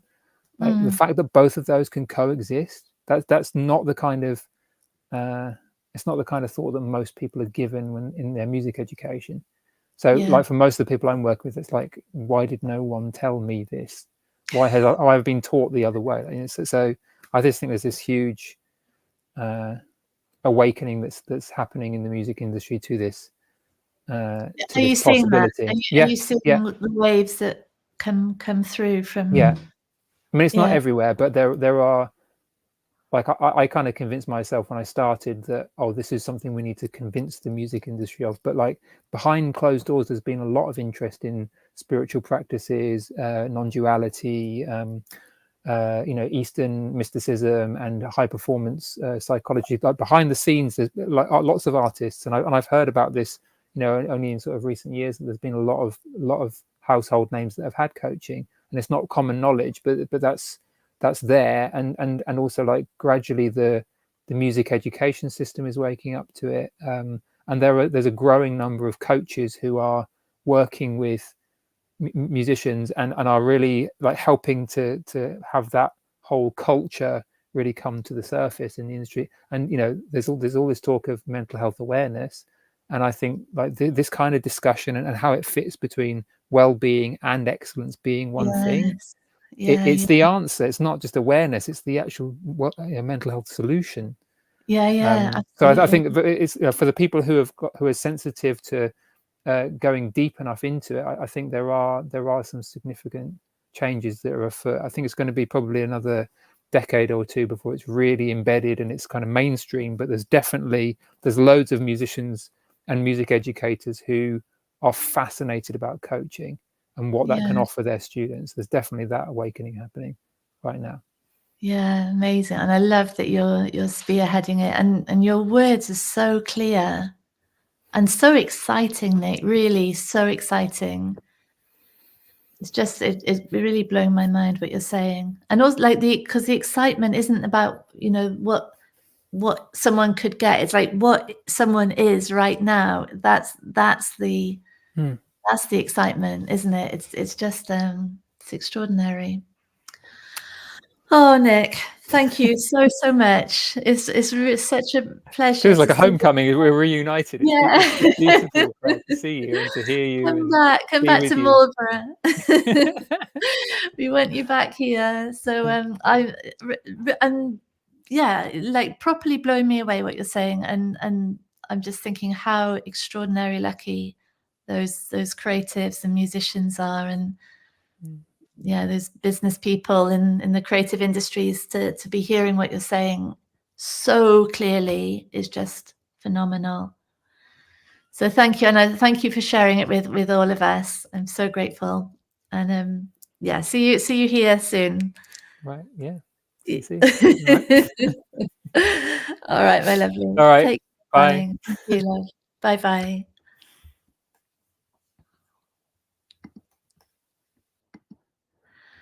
Oh wow, wasn't that amazing? That was yes. And what I really love is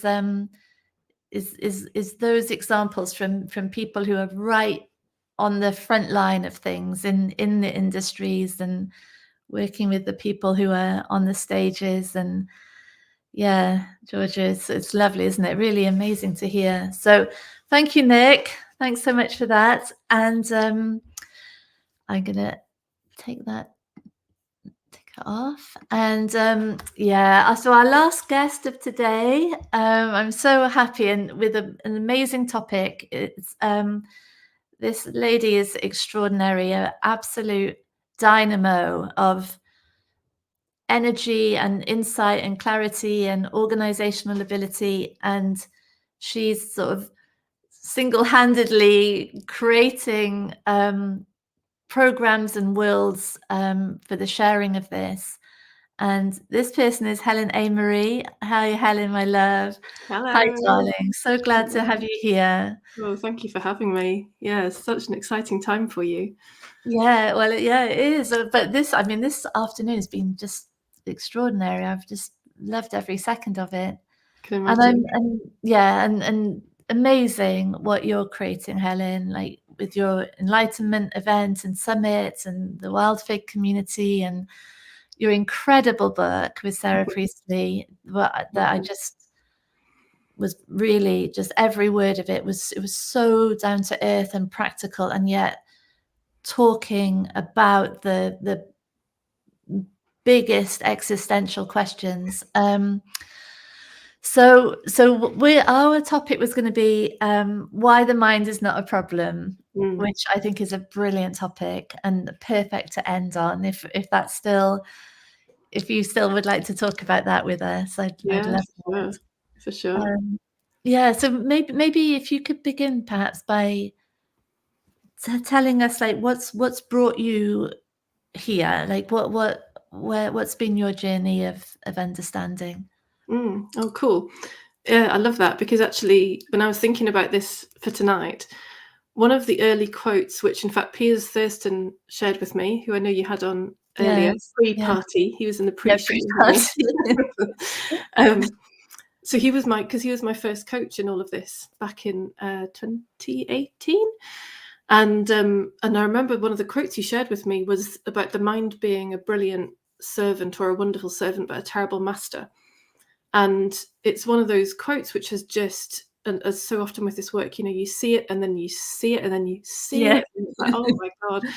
And so that was the beginning of my journey. He was the first person who really shook the ground that I was standing on, which was great, because it actually led to my first my big initial awakening moment, where it felt like a whole bunch of stories, ideas, concepts of self fell away, and it was amazing. I was in bliss. I was in absolute joy, and literally like Cheshire Cat for about 3 days, and it was beautiful. My mind was really quiet for about 3 months. It was really, really amazing. And then the mind started coming back in again, and that was when I came to you, because it was like, I thought this was meant to have gone away by now. I thought this was, where's that silence gone? That was nice. I want that back. I want it back. But instead I saw like lots of the old patterns coming back, and like the mind had sort of learnt the spiritual language, and it was sort of using it as a cover, like a camouflage. Like, you won't stop me now, because look, I'm saying all the right spiritual things. So that brought me to you, and we were obviously working together for about 2 years, wasn't it? 2019 to the end of 21, which was phenomenal. Again, you shook me in whole other ways to how Piers had, and we had some very challenging times when you brilliantly didn't rescue me and let me sit in my fears, really sit in my worst fears and tears, and situations that I just had pushed away so much. That can't be me, that can't be me. And going through the real program a number of times to have that mirror held up, and that incredible, your amazing ability to like really gently but really piercingly poke that system and go, look. So lots of resistance, of course, as I know sometimes people experience with you, perhaps not everybody, but I know that certainly that resistance came up for me. Of course it did, because you're challenging the very premise of who we think we are, so of course that resistance comes up. And then after that, actually, I don't think this is a reflection of you, Claire, but after 2 years with you, I was like, I can't talk about this anymore. Get her away from me. I guess it was kind of like all this came on the back of having been doing normal coaching. So I guess since like 2014, I'd been in a self analysis of some kind or other, like a self-inquiry or a self-analysis. So I guess by that point, that was like 7 years worth of looking at me and my thinking, and what am I like and what am I not like. And so I got to this point of being done with talking, which was great, because then that led me into energy transmissions, which was the chance to just sit and receive energy from life, thanks to the guy who facilitated it, which then dissolved, like that belief in separation, that belief in being a separate individual being. It dissolved that, And that was really what then birthed the book, because that was what had me see the true simplicity of course, awareness is the primary reality to all of this. Of course, this is all that, appearing as all of this, but it's all just that. And really that was the clarity which had me able to distinguish awakening as me and Sarah see it compared to enlightenment. But also that was the clarity of that book coming into being. It was just so obvious. This book has to be written. There was just no question. You know, people like Dominic Scafidi would talk about, you know, it's all contained in that seed. And our job as humans is to like bring it into form, like unfold the plans almost into the world. And that's what that book felt like. It was, yeah, everything that needed to be unfolded into the world was like there in that seed when it landed. Yes. And I'm so, I mean, thank you to you again for doing the foreword for that. But it was really, it meant so much. Because you nailed it like that when you said it should be on every coffee table, because that was the point, for it to be so accessible, for it to be open to anybody from any religion and no religion and from any background. And and it's, in fact, I've just left, we've got a book group running right now, so I've just left that group to come. No, you have. Yeah, thank you. We're all talking feelings and emotions tonight in chapter 9. Okay. So yes, I'll be popping back in there again after this. But it's wonderful. It's such a delight to move through the book in that way and really bring it to life through that conversation, and to be there for those times again when that resistance can come up in that process. We know people who've started the book and then gone, oh, you know, a bit like the resistance I would experience with you. People get to chapter 6 where we start to talk about the separate self, and they're like, oh, what is this? So it's wonderful. All sorts of things going on. Yeah, fabulous. And so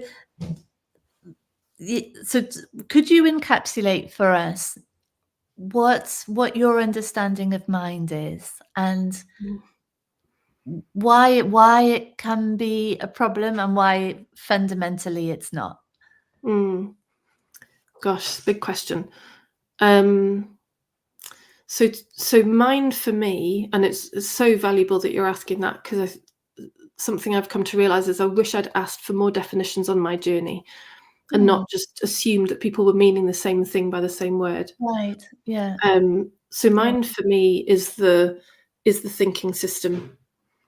So I would consider that some people will talk about mind at large, and that for me is the much bigger collective consciousness, whereas mind is the individual, the thoughts, and the thoughts of all forms, you know, the self-narrative, but also the very practical ability to plan, the practical ability to follow instructions, you know, but it's that whole thinking system.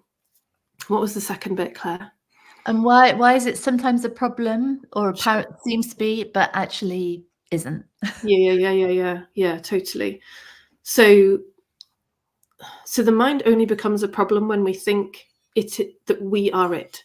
When we, who is truly awareness, infinite, eternal awareness, when we forget who we are, when we forget ourselves and identify with the content of a mind, with a whole bunch of ideas and concepts and thoughts, then we're lost. Like you would say, we're insane. Because we're now identifying with a concept, taking it to be who we are. And so now everything looks like a problem. In fact, not just the mind looks like a problem. And the mind will look like a problem because now it will try and solve the problem that's just been created by me identifying with it.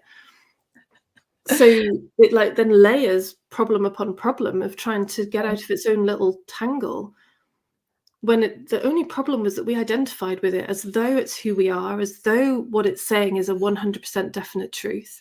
Yeah. And that feels terrible, because the truth of who we are is the inclusion of all possibilities, of all potentialities, of everything, with no boundaries and no edges, no definition.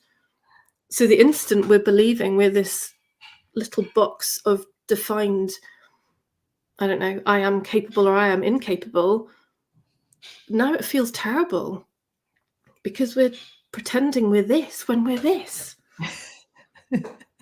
Yeah, and from there it looks like a problem, and we blame the mind. We say it's, yeah, the mind's the problem. No, the problem is us identifying with it, taking it to be who we are, taking its content to be truth. So great, Helen. So great, so clearly said how you express it. It's just, it's so simple, really, isn't it? Fundamentally. So simple. Yeah, it's that. Like that. It's that. That is it. That's all that's ever going on when we've got a problem. Yeah. All that's ever going on when we're suffering. When it looks like this shouldn't be like this. I shouldn't be like this. They shouldn't be like that. Yeah. It's the same. Yeah. Every time. So cool. What's the part in your book, would you say, that is bringing that to life most clearly? What do people? What's the part that's having the most impact in terms of? Yeah, I don't think I can say that because it's so unique for everybody.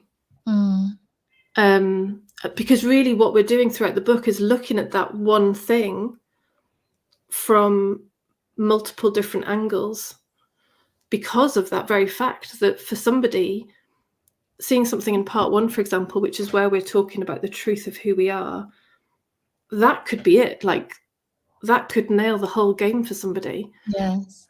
Whereas somebody else might go along through that bit and go into part 2 where we're looking at what we're not, and they'll be like, oh yeah, thoughts, feelings, oh, the body.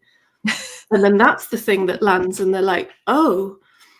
Yeah. So there's no formula. And I love that, because that's true to life as well. There's spontaneity here, there's aliveness, there's unknowability.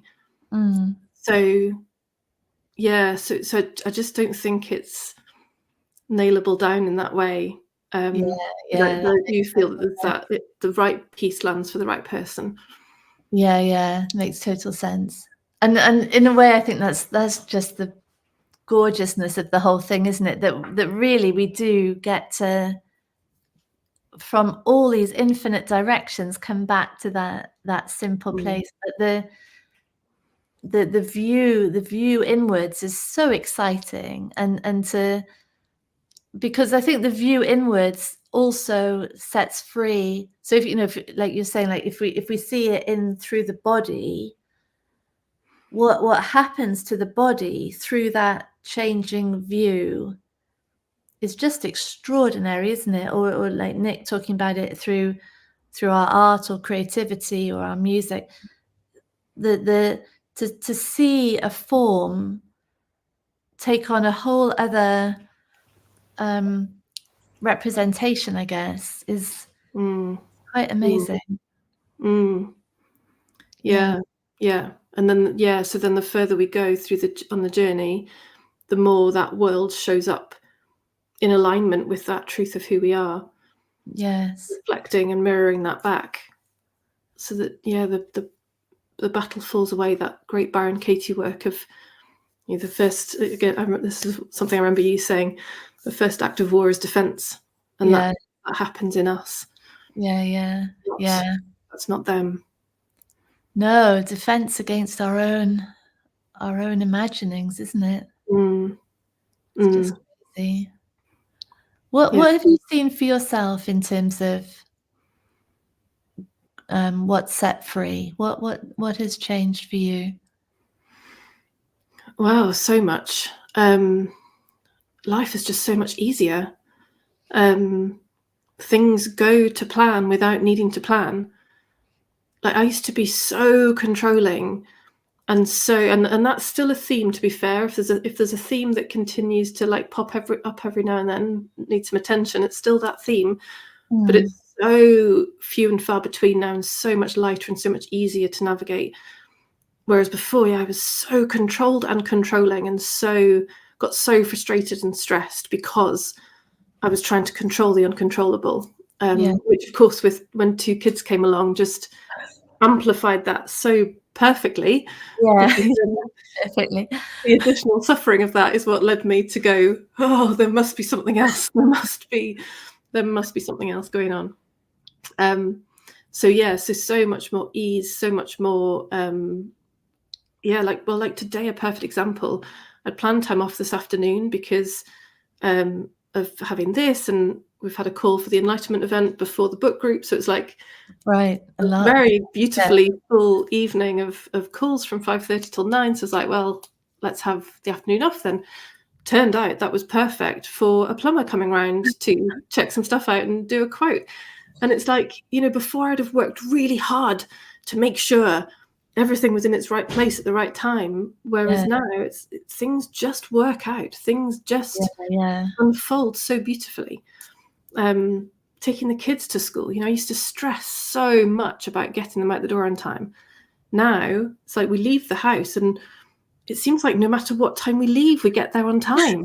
It's just phenomenal. It is. I was talking to Nick about magical reality, where like it is completely weird, and every day there's a different thing that is saying, oh my God, like how things just organize themselves. Yeah. And I think it comes from a sort of clarity of want, almost an intention, just like there isn't anything complicating it anymore. It's just it's and you mentioned Barry Katie when she talks about it's kind. The whole system is kind. And I think that's what you're describing in action. Yeah. Well, yeah, including that suffering. That is kindness too. That is perfection too. Yeah. Some people laugh and have a thing about the fact no matter what, I'm like, oh, it's so perfect, it's so perfect, it's so perfect with everything. It's like, but it really is. It really is. No matter what is going on, no matter what is happening. Like earlier today, somebody was saying, so we had a call in my community last week about springing into enlightenment. So given we're into spring now, equinox today. Oh yeah, we had a session about, what do you want? So looking at what are those seemingly clean wants that we want, and then looking at, okay, now what comes up when we consider actually putting that into practice, look at the fears, and then doing some work to enlighten those fears. And then today we had a follow-up with an energy transmission, and one of the group was saying, oh, well, my thing didn't work out, because we were talking about that thing of, I remembered Michael Neal saying it, that once you lay the first stone on your path, then the next one will become evident. Whereas traditionally we're kind of like, oh my God, certainly me, I need to know the whole thing. I need to know exactly step by step from now till September. Anyway, so she came today saying, oh, well, the next step didn't get laid because I had the meeting and it didn't go well. And now I feel like a failure and it's really disappointing. And I was like, well, that's the very next step. Like that is the next perfect step for you to experience the feelings of failure and disappointment, which we spent most of our lives trying to avoid and push away. Yeah. And that's another part that mind could say, well, this is a terrible, terrible journey to go on because you're revealing all the stuff that I've worked really hard to avoid all my life. But it's the only way. Otherwise, we keep being driven subconsciously by avoid failure, avoid disappointment, avoid being rejected. And we spend our lives in that, like you just said, that difficulty and confusion of a complex world versus the kindness and simplicity of, no, this is the next perfect stepping stone for you to experience this that you're experiencing right now. And it's incredible. It does just unfold perfectly. Next step. It's, I see it as such a gift. Oh, darling, so brilliant. And I think those words might be the perfect words to end our launch party on, because I mean, it doesn't get clearer than that. So Helen, I'm so grateful to you, darling, for this and for everything that you're doing. It's just amazing. And I remember someone saying, I want what Helen's got.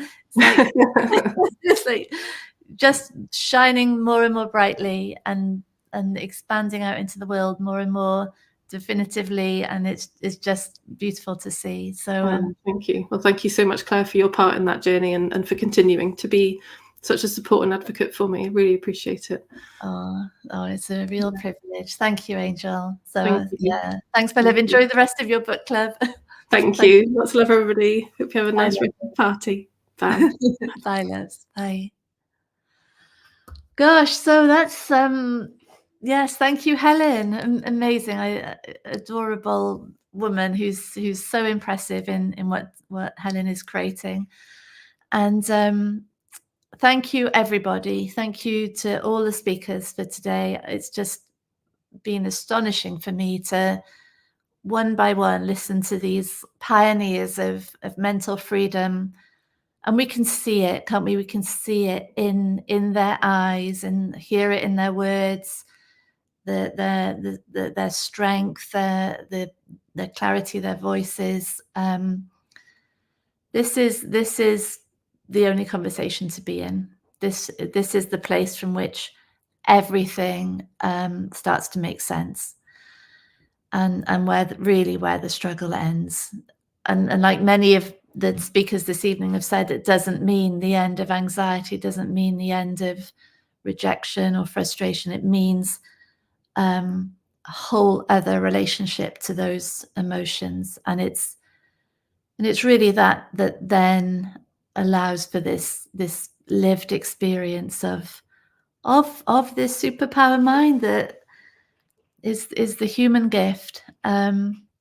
So I'm so grateful. I'm so grateful to everyone who listened in. Yeah, what a treat of an evening, Claire, indeed. Thank you, everyone. I'm so grateful. I'm just so privileged to be in this community with you all.